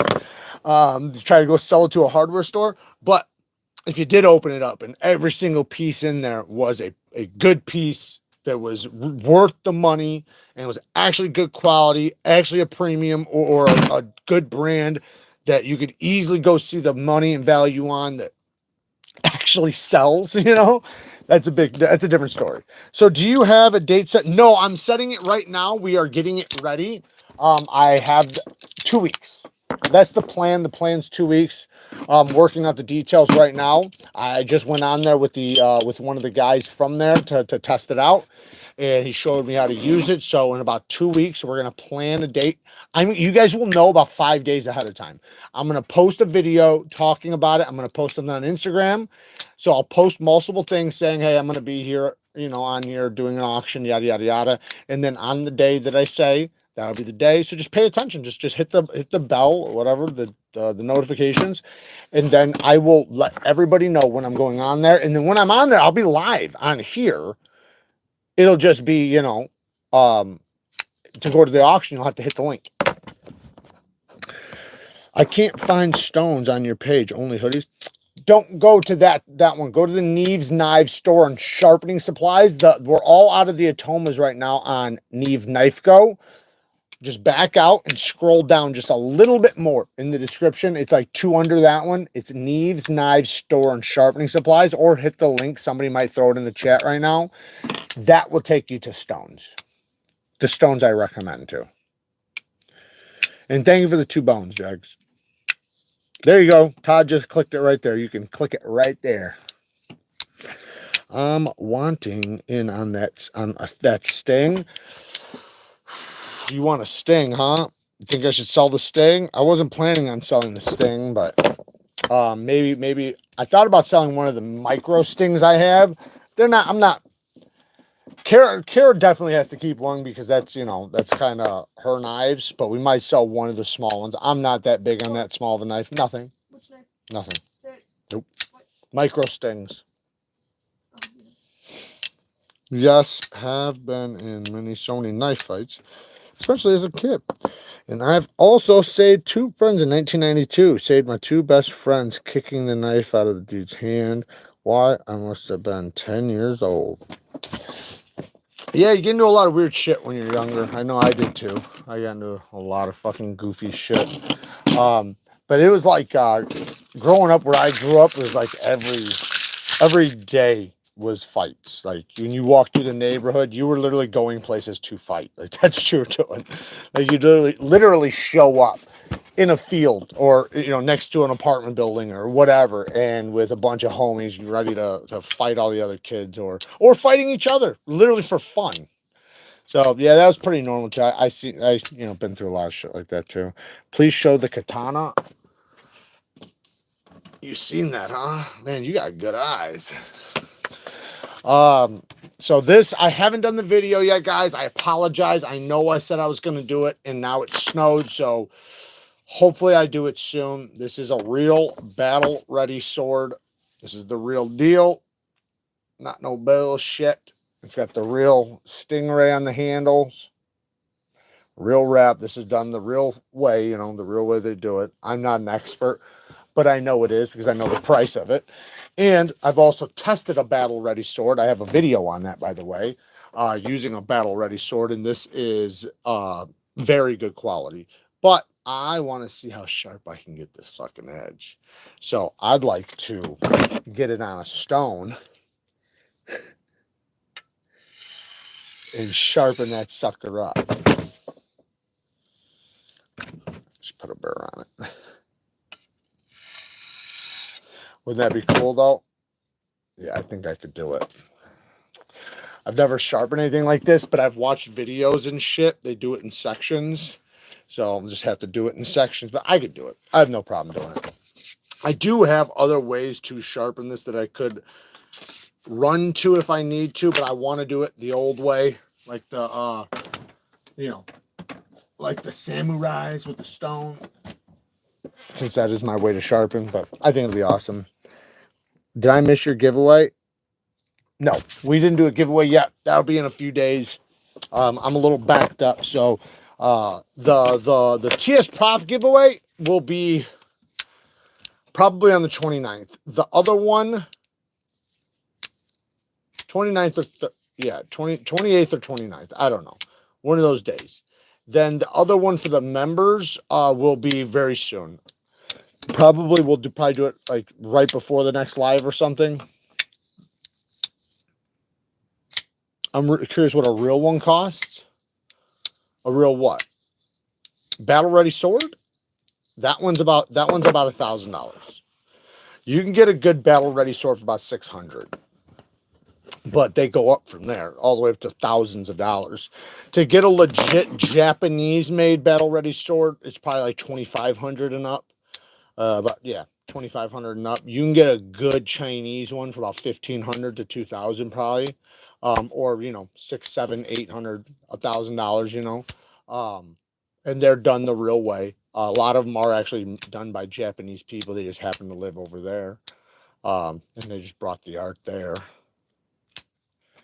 But yeah, if you get a real good one from Japan, that's it depends on where it was made and who made it, because there's guys that if they make it, it's going to be well over $10,000.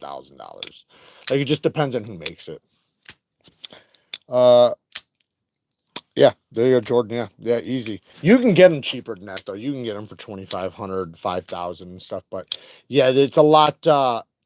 It depends on who's making. The thing is that some of the makers, the ones you're going to want to get it from, or they're going to cost you. But those guys, you know, they've been passing out from generations. It's the reason why Rocksteads cost so much.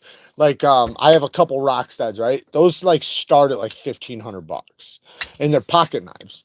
But those are made in Japan by guys that have been passing down their skills on making blades and steels. And like I always use this as a reference. Rocksteads are the real deal when it comes to like a Japanese knife, right? They're not swords, they're pocket knives and fixed blade knives. But if you were going to go and get like a katana, right? And you were going to spend the money, do you want to get the real thing or do you want to get a wall hanger, right? Well, Rockstead makes the real thing. Their blades are zero ground, which almost no companies do, right? Zero ground with a convex grind all the way down to the apex with a mirror polished finish over the whole blade. That's just fucking beautiful. And their fit, finish, tolerances, everything is made at the highest degree. Their HRCs are like 67 HRC. Think about like this is probably 61 HRC or something. No, wait. Yeah, Vanix. This is probably 61, 62 HRC. 67 HRC on Rocksteads. That's very hard. That's hard enough to cut glass. And they cut for a long time. But my point is just that because people are like, who would spend that much on a knife? It's like the guys who want the real fucking deal. Especially if you want real Japanese made, you know, cutlery, because Japanese are just known for their cutlery. So if you want the real deal, that's what it's going to cost. It's basically a flat grind, but you can do a secondary bevel. What are we talking about? I need a live katana sharpening. Well, I'm going to have to film it because I have to do the video on it. So I'm doing a video where I'm going to go outside. I got the katami mats. I'm going to try to cut it with it the way it came with its edge. And, which its edge isn't that sharp, to be honest. I mean, it's sharp, don't get me wrong, but a sword isn't supposed to be that sharp. I know you see them chopping limbs off and stuff, but that can happen without having them super sharp with the right geometry. They need to be tough though, right? Because a sword is supposed to be able to hit bone and stuff like that. Because a sword, a katana like that is, you know, because there's different types of, like there's machetes, there's different types of swords. So some swords are made for like cutting tree branches and different kinds of limbs, right? But like something like that's made for cutting human limbs, and it's going to be hitting bone and stuff. So you want to have toughness. I want to see how sharp it is, and then I want to make it even fucking sharper and see what happens when I put my edge on there. What's going to happen then? How's it going to turn out? It'd be crazy if I threw it in the K03 and just do it in sections. That would be crazy. I guarantee I'm not going to be able to get as sharp as I probably could in that, just because I've never sharpened a sword like that freehand. I've sharpened some really long knives and got extremely good results, but it's a lot different when you have, you know, when the blade's fucking 5 feet. Katanas are flat grinds. Yes, it's a flat grind. I believe this is a flat grind. Most of them are flat grinds. Some of them are convex, but I was talking about Rocksteads. Rocksteads are convex. This is a flat. Yes. It's a flat, it's got a flat spine, with a nice little taper on it. And then, it's got the hamon. I don't want to keep touching it though. But yeah, it's a flat grind. But what I was saying about Rocksteads, I was talking about convex zero grinds. So the knives are convex zero grinds. Zero grinds means there's no edge bevel. Like they never sharpened a bevel on the edge. It just went to the bevel. So that has the ability to be the sharpest. Now, in order for it to hold toughness, it has to have thickness. And that's why they do it convex. It's convex because otherwise it would be brittle without an edge bevel. So in order to preserve the toughness, especially at 67 HRC, they do a thick convex down to a zero grind, but it winds up leading to very, very sharp edges. I dropped mine in a video. It was in a live too. I dropped it, and I dropped it like literally this far. It was just like I was like this, and it went like this, like that. That's it. It was like this, and bam, like that. Hit me all the way down to the bone, and I had to stop the show. And it fucked me up, and I hit nerves. I still have nerve damage to this day. And what's crazy is when that was healing, I had a Spartan Harsey, and I was cutting this plastic strap, and this is why the bite on your edge is so important. It had a factory edge, and its factory edge was shit. It was a shit edge. And I went to cut this plastic strap, and it took so much force to cut through it because it didn't have sharpness or bite. Finally, when it made it through, the knife went wham right into this same thumb, right where I got cut by the Rockstead, all the way to the bone again, and my nerve got really fucked up. That's when, because like the first time, like the nerve was like cut, but it was still good. It still came back. Now I have permanent nerve damage. What are you gonna do? Jared must have got some good head tonight. He's looking 5 years younger. Thank you. Appreciate it. I appreciate that. Even the cheap Higanamaki. Wait, I'm going to try to do it. Higanakami knives from Japan are single bevel.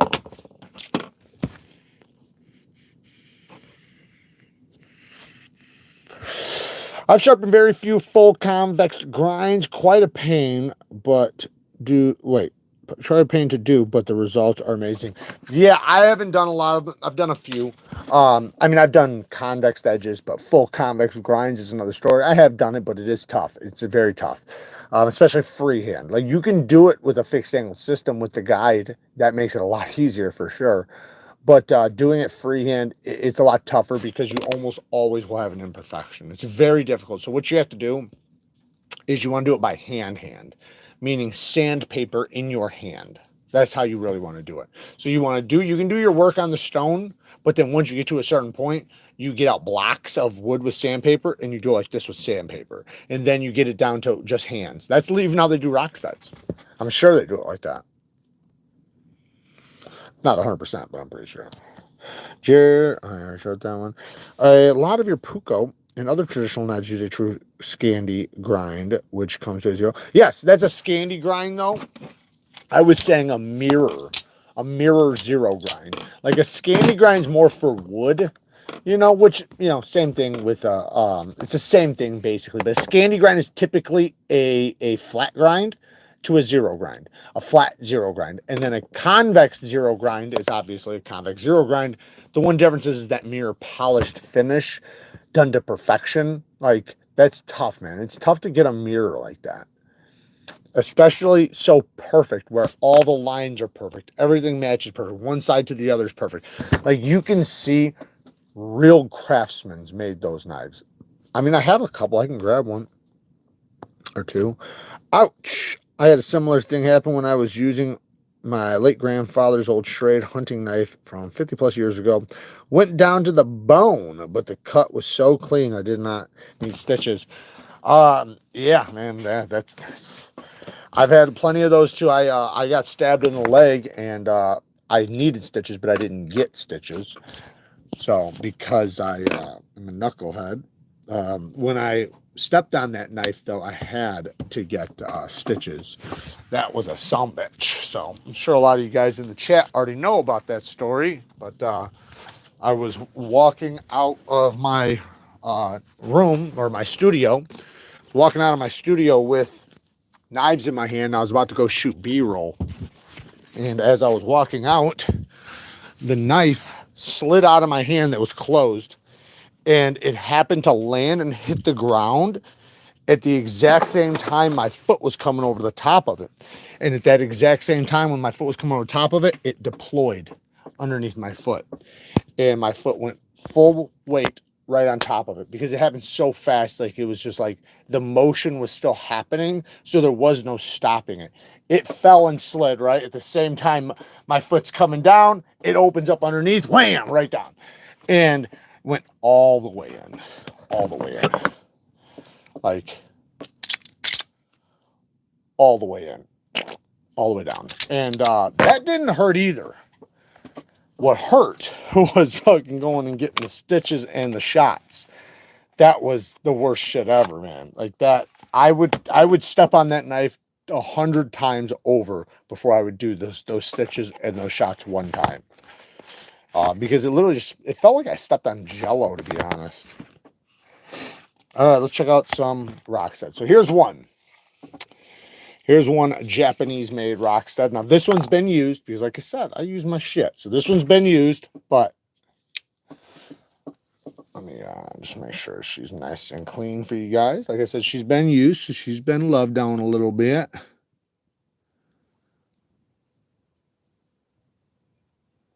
You can see me right there. But very, very sharp still. Very, very, very sharp still. And I've used this, like I said, 67 HRC. And you can see right where they tested it. That little dot, that's where they HRC tested it. The handle is this beautiful wood. And then this one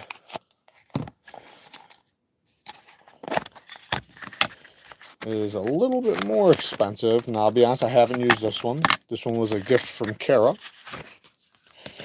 And this one is one of their button locks. The shoe or Ryu? What the hell's the name of this thing? Hold on a second. I can't do this. I gotta know. I forget all of a sudden. The Ryu or Rio. RYO. This is all DLC, titanium. Then we have a mirror convex sheep's foot blade with a zero grind, and boy, is that fucker sharp.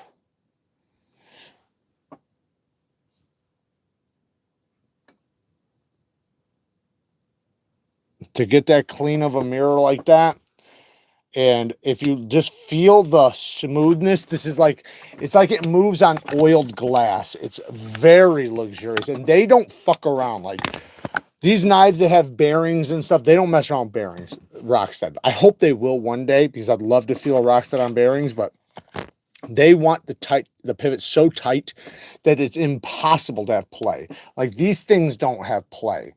These things are like a damn bank vault. Like, they're made to be used. They just typically don't get used because people usually treat them like gold.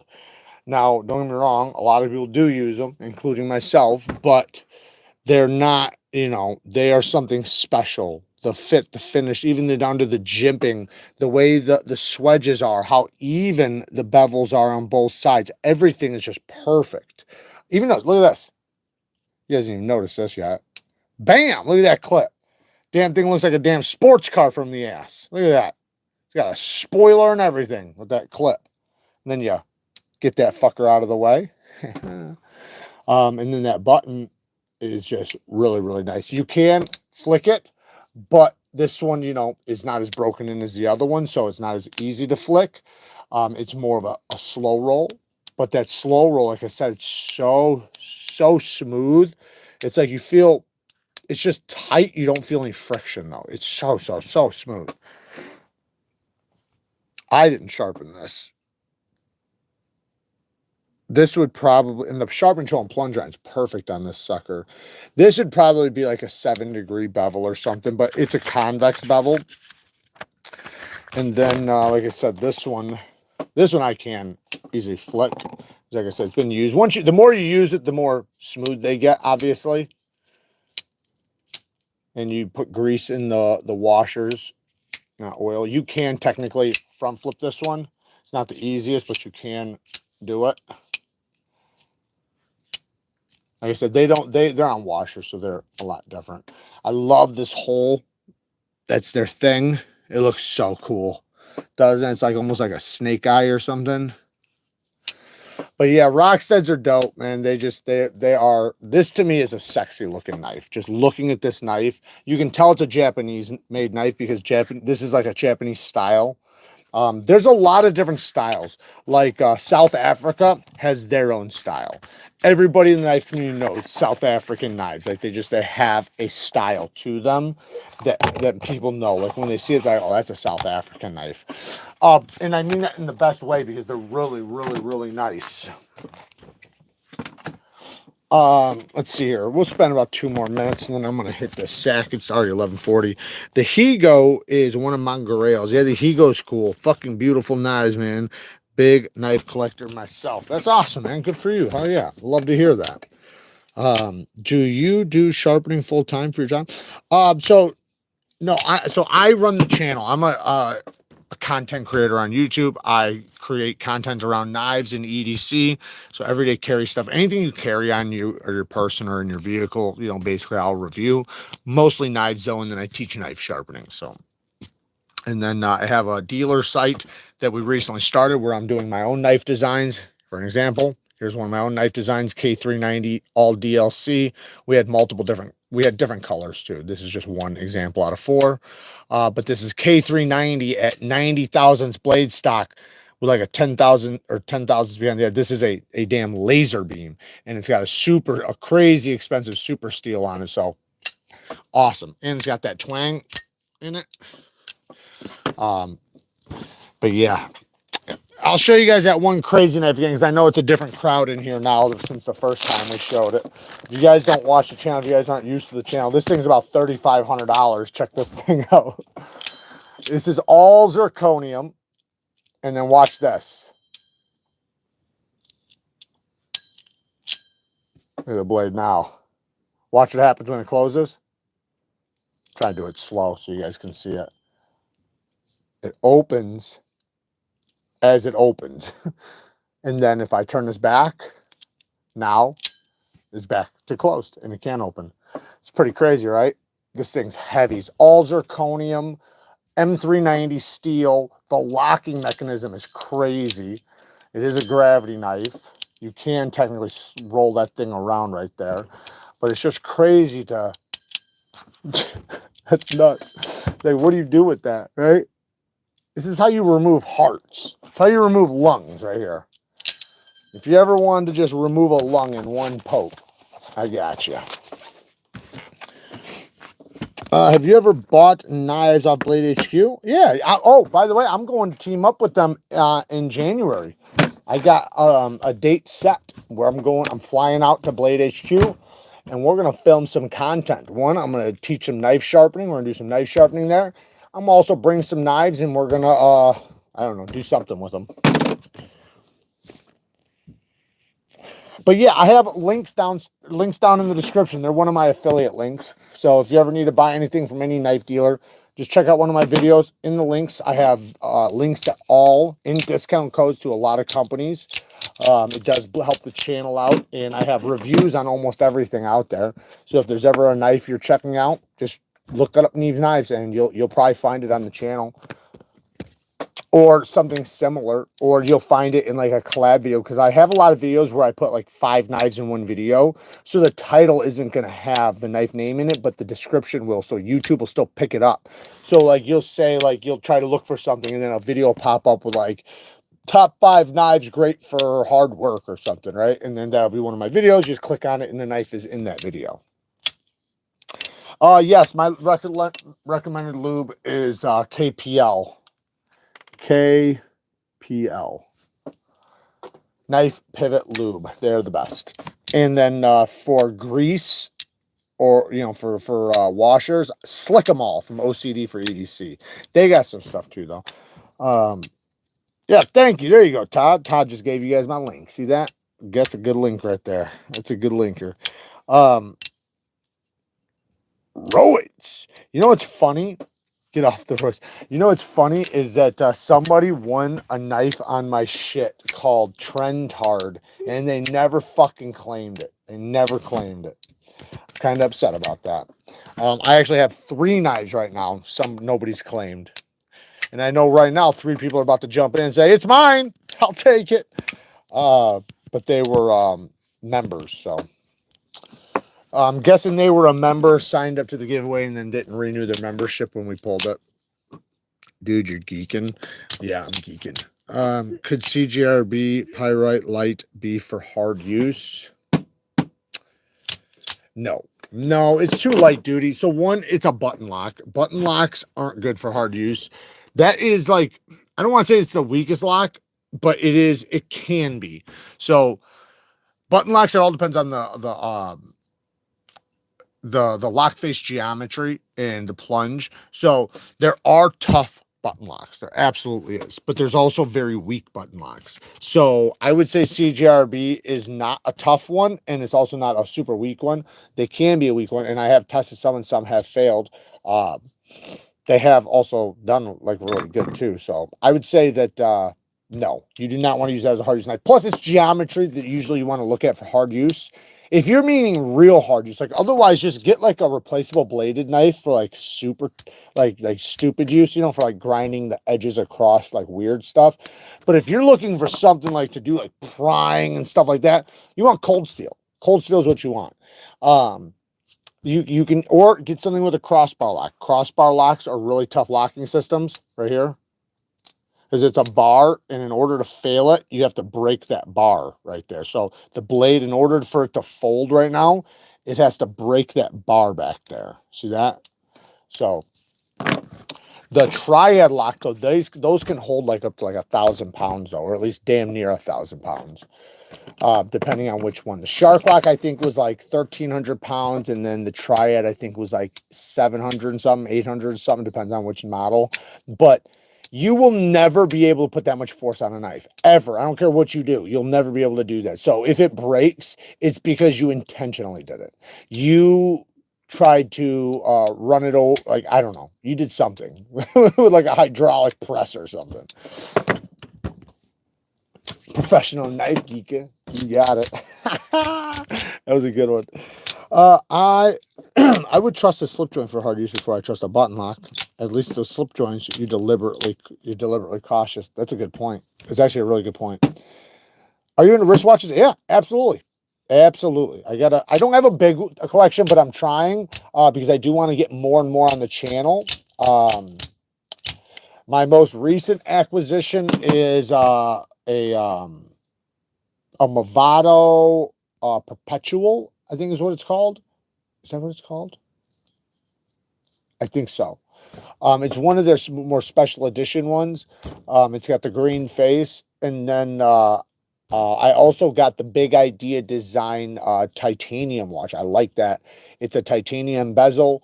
I like automatic, so both the Movado and that one is automatic.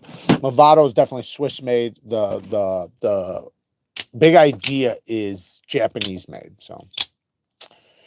But they have different bands, and the bands, like, you can take off and switch bands, like, in seconds. Like, you don't have to take anything out. You don't have to do no pins or anything. But, yes, I love watches. Are you into... I would...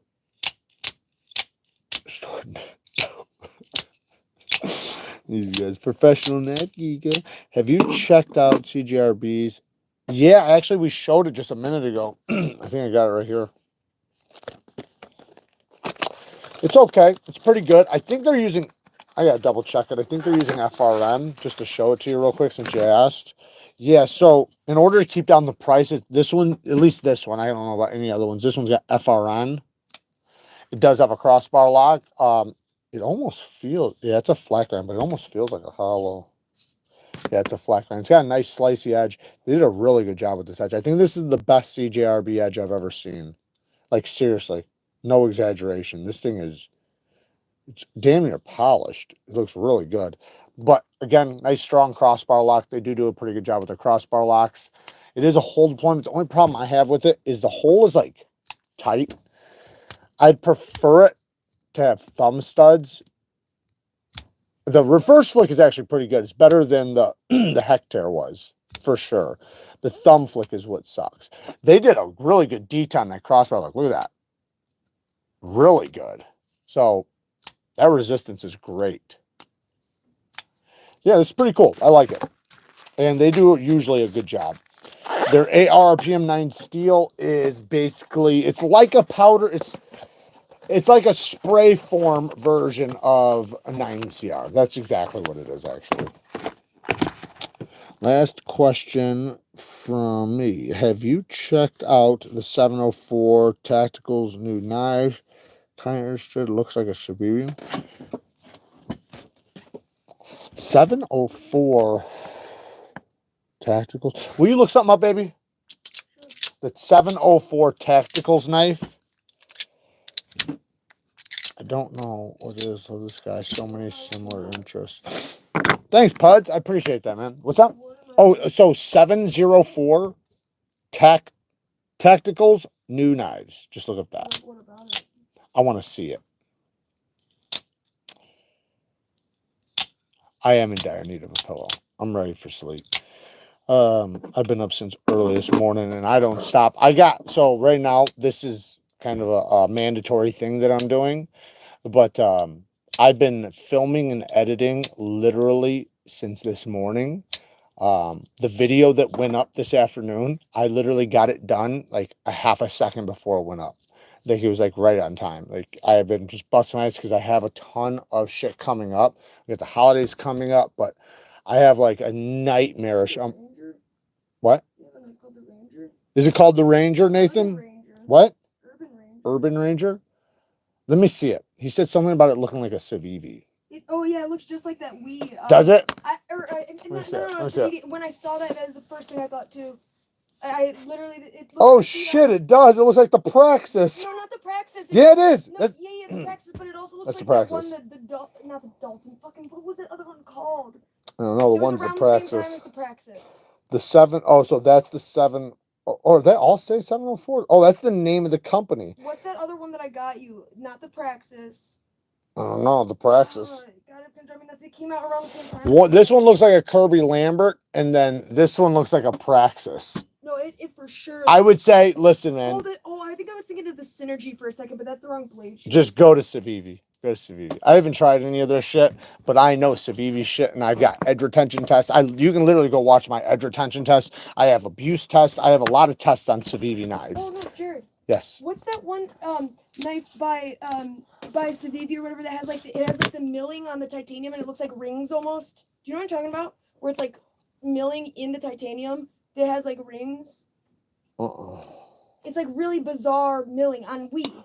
On Wii? Yeah, and No. we had like a purple version of it, and it had like almost like the inside of the milling was almost rainbowy kind of, or I don't iridescent remember. looking. We've had so many. I don't Well, remember. I'm saying that's the other model that. This is like. literally a knockoff of the Praxis, though. I know. 100%. The only other thing I could say. A Wii version of the Praxis, like something similar. I have a Wii Praxis, but technically it's just the Praxis. It's the same thing. It's just in titanium. Okay, that's all I'm thinking of. Just so you guys know, though, I can't confirm this or anything like that, but Ferrum Forge has knife designs just like that. Ferrum Forge has a lot of knife designs for Wii.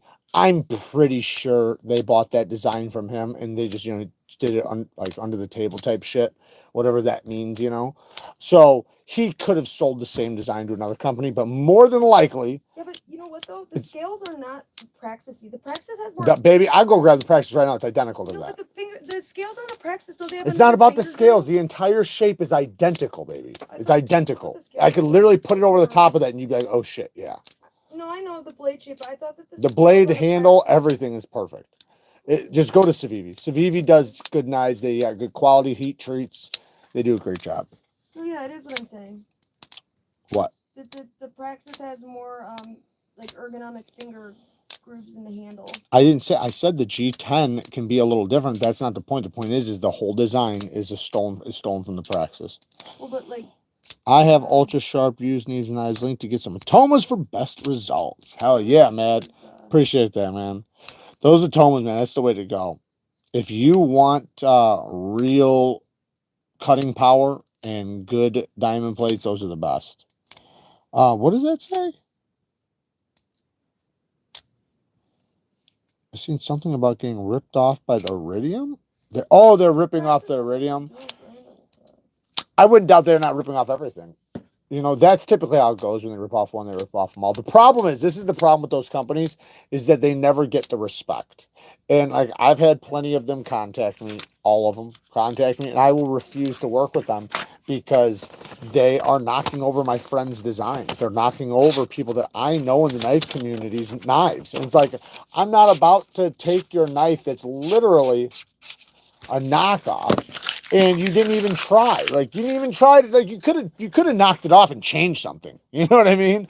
But it's like, you're trying to make it look identical. So in that, yeah, I won't mess with it. Now, I understand there are going to be some clones out there, like say that TS Prof clone. You know, to me, it's like, there's enough differences that it's not like a clone, but it is obviously highly inspired, and they took measurements obviously from that system. So it's enough of a clone that it's still not good, but you know, what are you going to do? That's a different story. You're talking about the difference between an $800 knife sharpening system and a $100 knife sharpening system. The people that are buying the 100 are not buying the $1,000 one, you know? Sharp ball is okay. Go for the price. Yeah, sharp ball is decent. I don't mind sharp ball. I know Alex recommends those a bit more than I do, and I typically recommend the ultra sharps. He typically recommends those, and you know, instead of the ultra sharps. So I say either one. Did you review one of these Wee Knife Super Lock things? The what? The Super Lock. Yeah. All right. I got it right here. That's cool. The one, which one? The new one? Yeah, it almost looks like a shark lock on the back. Yeah, kinda. the Snex lock. Yeah, it's right here. Oh yeah, okay. Did I post a video up on it? I think I did. Yeah. By the way, the Praxis does have quite a few differences. Like, enough that I would say it's different. It does have more finger grooves in the scales, and also the blade itself has that like, not like dual grind, but like where towards the spine it kind of has like the grind is like different. You know what I mean? No. What are you talking about? Like, okay, it's not different, but kind of like how that makes you see how like the grind is different. I got that one too. No, but, I got that one right here. okay, so you see how the grind changes up by the spine? Yeah. The Praxis is like that too. And that the other one Yeah. from that company is flat, the blade is broader, and the scales are different for sure. Like, So, like it has that vibe, but it is actually pretty different. Like I was saying, that's a Ferrum Forge design. You can tell. Look at look at the Aluris. Look at the Ferrum Forge Aluris, and then look at that shit. Oh, I know. I was just saying, I don't like. I get it. I know. I told you guys, if I shave, I'm gonna freak you guys out. You guys are gonna be like, "What the fuck?" You'd say, "I look 25, 25 all over you." That's how I change looks. You know, when I need to disappear, just make the shave, start hanging out with the young crowd. It's creepy. That did sound creepy as fuck. You know, like Matthew McConaughey, you know what I love about them high school girls? I get older and they stay the same age. Yes, they do. Okay. Oh, that's so funny. Dude's just out here chilling with all the coolest knives. I do got the coolest knives. I'm sorry. I mean, I thought about doing like an expo where like I get a bunch of people together. I'm in the Chicago area. Anybody? A bunch of. Think about getting a bunch of high schoolers together in the Chicago area to come hang out and play with knives. But no, I thought about doing like a little meet and greet expo thing. Somebody tried to talk me into doing. I'm not saying I'm going to do it, but somebody, I think they sent me the stuff for it. I'm not sure. I got to check. But basically prices to do a cruise where like you teach knife sharpening on there, and you can have friends come and people come and hang out. You're just getting mugged for all your knives. Right, but well, no, it's legit. In but international waters where there's no freaking laws. But well, no, it's like carnivore or something. But international waters. But what I was thinking about was me and my partner Chase. We were talking about putting together maybe something where we go somewhere and have a bunch of people a year ahead of time they know like to go here, get a hotel room, and we'll do like a meet and greet thing and bring a bunch of knives and just hang out. You know, I'll bring like a shit ton. Bunch of strangers in a hotel room with a bunch of knives. No, not in a hotel room. No, you rent a room. You rent a party room. You rent a room like kind of like a knife show, but like small. Okay, you said hotel room. I was just saying. No, I said everybody would have to order their hotel rooms like a year ahead of time, you know, so they know they're going, you know, Oh, so yeah, that we like know when for you sure before. people are coming. We don't want to show up and 10 people show up. We want at least like 50 people to show up, right? And then, you know, we thought about doing that, and then everybody can fucking, you know, throw my knives around. You saved me some dough with that knockoff TS Profit. I know. That's why I had to do it. Like, I had to do it because I know there's people that, one, are going to, they don't have the money. They just don't have the money. And it's like, I've been there so many fucking times. So it's like, man, just, it's not that big of a deal, you know, with that. But with some of the other stuff, it is a big deal because they're literally trying to simulate. Like, there's a difference between that. That's not trying to simulate. It has a whole nother name on it. But when you literally see, like, where they're, like, trying to knock it off, that's fucking, yeah. Do you have the new Acumol and Vanax? I told you guys I got, like, 600 knives around me.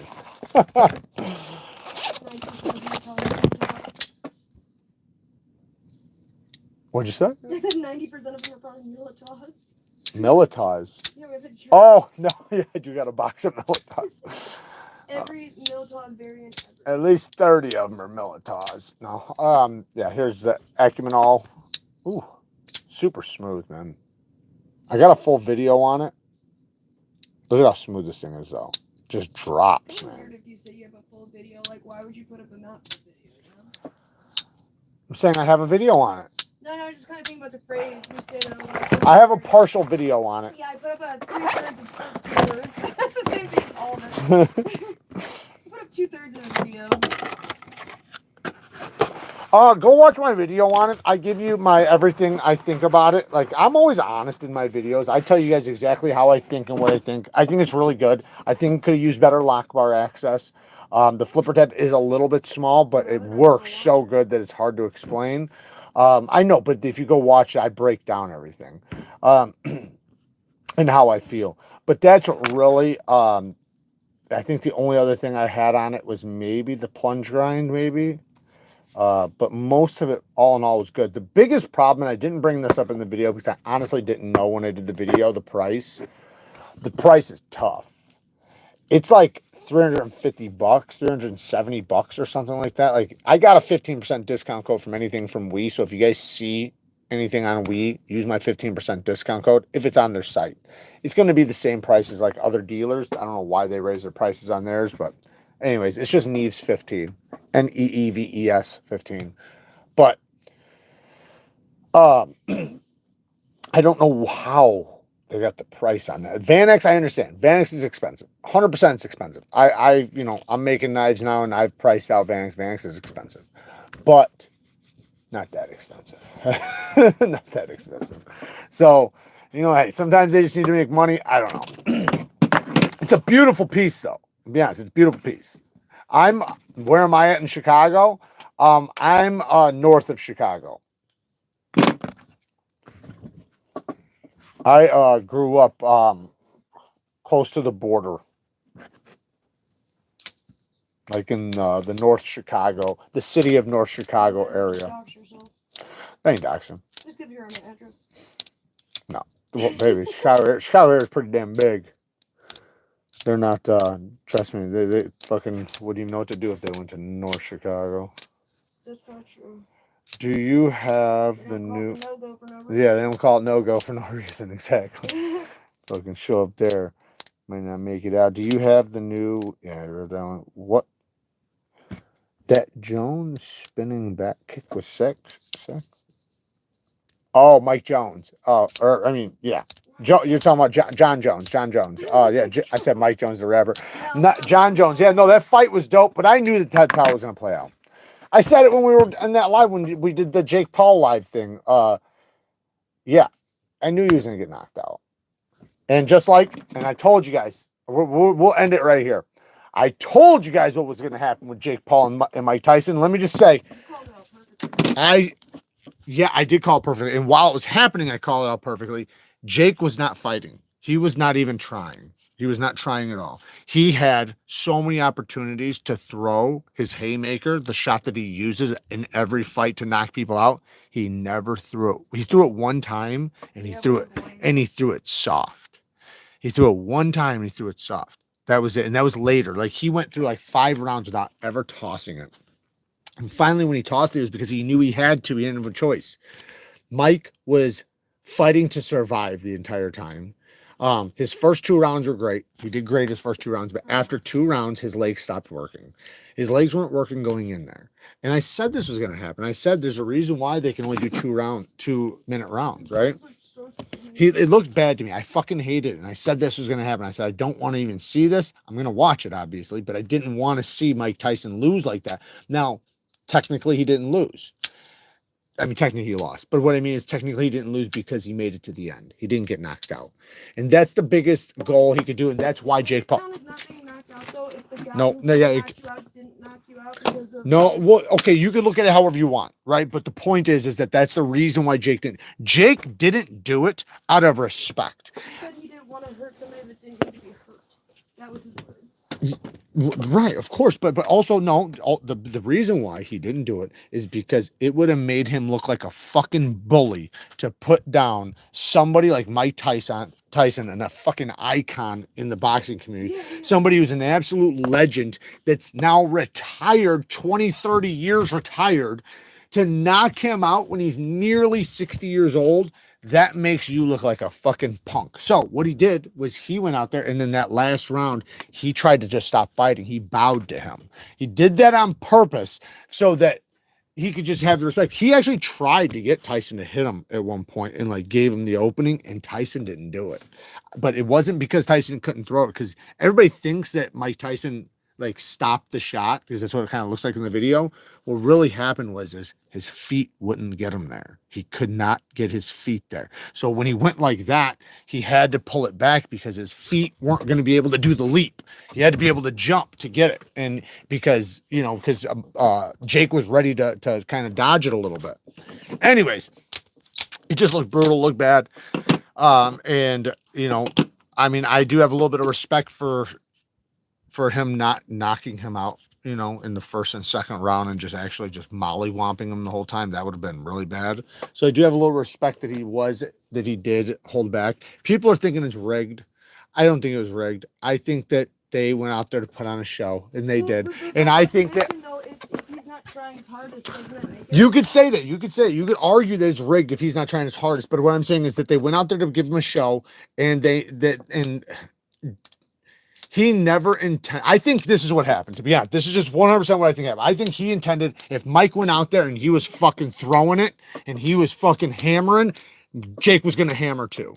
And I think once he's seen his feet wasn't working and that he wasn't able to do what he thought he could possibly do, Jake said, there's no fucking way I'm putting this guy down. I will look like a demon in this ring. So that's what I think happened. And I think that it was actually a good...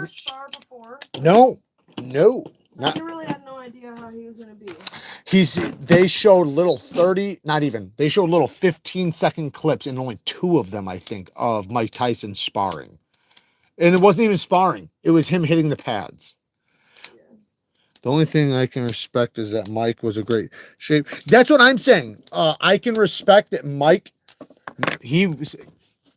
that last round, guys. I'm telling you guys, man, it is so sad. That last 2 rounds, Tyson could barely move, man. His feet were done. The fact that he stood up and still continued, and then at the end when dude went to bow, he was still ready to fight. That just shows you how much of a killer that guy is. That guy's still ready to fight when his feet aren't even working. So I give him all the respect in the world, man. He made it to the last round, and that in itself. Do you guys remember the last Rocky, where he lost the fight to the upcoming the champion, basically? So the guy in his prime, champion, he's a retired old man, comes out of retirement to fight this new heavyweight champion, knowing he's probably going to lose because this guy's a monster and he's old. Fights him, goes all the way to the end, to the decision, where he loses. Rocky loses, but he walks out with his head up because he fucking proved himself. The fact that he was able to get in that ring and fight a young buck that's in his fucking prime when he's literally retired and in old age, the fact that he could even step in the ring with him and survive. Enough said. Enough said. You don't have to say anything else. You don't have to win that fight. You just have to make it to the end. And he did. And he did a good job. No, he didn't have no fight in him. He didn't. He just didn't. He tried from the start a little bit. The first 2 rounds, and that's the thing. He was trying to preserve the energy. I know, and it's only 2-minute rounds, too. That's the crazy part. And this is what happened. I think 2 rounds in. 1 round in, I think Jake wasn't sure how much he was going to be able to do, and I think he's seen him slowing down quick. And then, so Jake literally walked around the ring on purpose. He kept backing up and kept doing the jet. And remember, I said he was going to do that. I said he was going to keep him at a distance. He's not going to let him close. And that's what they did the first couple rounds. He just kept him away because, you know, if Mike Tyson gets close, that's when he can put the hammer on you. But it's easy for Jake not to get caught because Jake is springier. Jake's feet work. He's springier. He has, you know, he can jab. He can do it. Tyson can't. Tyson's a peekaboo boxer. So he has to get behind your arms. He has to get beyond your arms and get into distance. He has short arms too. So he has to get really close.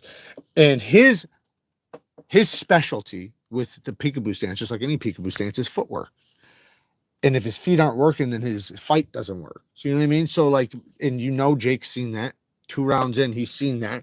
So then he just started kind of like trying to like wear down the clock, wear down the clock, wear down the clock. I did not want to knock this guy out. I will look like a piece of shit.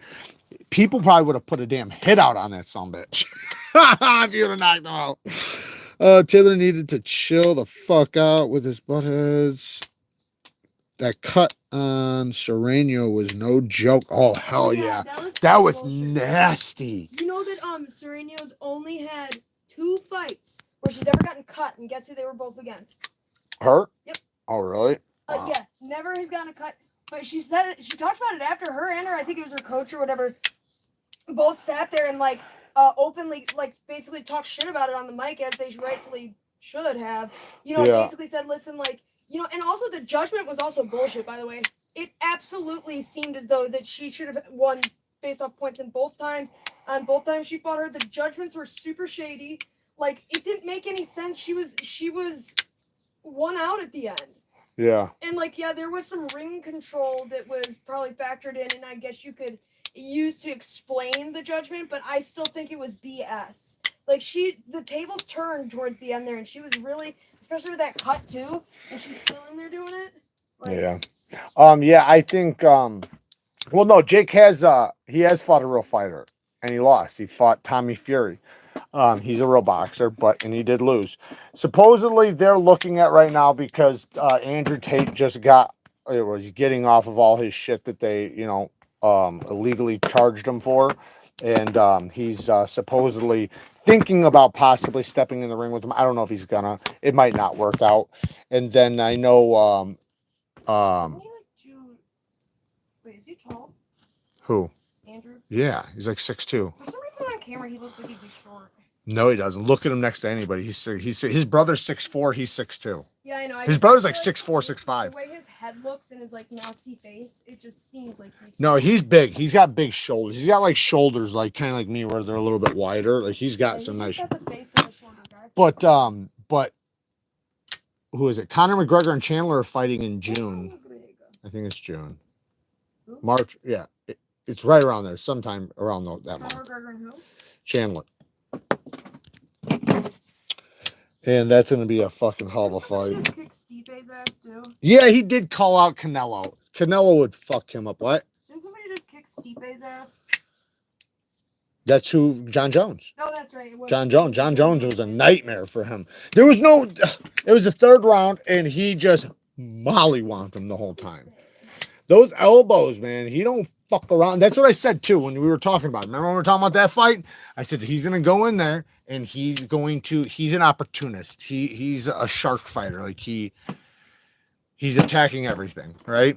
If you give him your head, he's going after your head. Then he's going after your feet. Then he's going after your knees. Then he's going after your ribs. Then he's going back up to your head. Then he's going after your hands. Then he's going after your shoulders. He's attacking literally every part of your body because you're always going to have something exposed, right? If you go to block here, well, now you have something exposed, right? Even when you lift your leg, like your toes are there. Like, let me fuck those things up. Like, that's how he fights. He's a very difficult person to fight because he's a dirty fighter in the best kind of way. He's a dirty fighter that, where it's all excusable. He's mostly allowed to do all the shit except for maybe eye pokes, but which are going to happen. That's fights. Eye pokes are going to happen. Every single thing that happens in a fight, it's going to happen. But he's a good dirty fighter. He knows, you know, how to do spinning back punches really good. His elbows are nasty.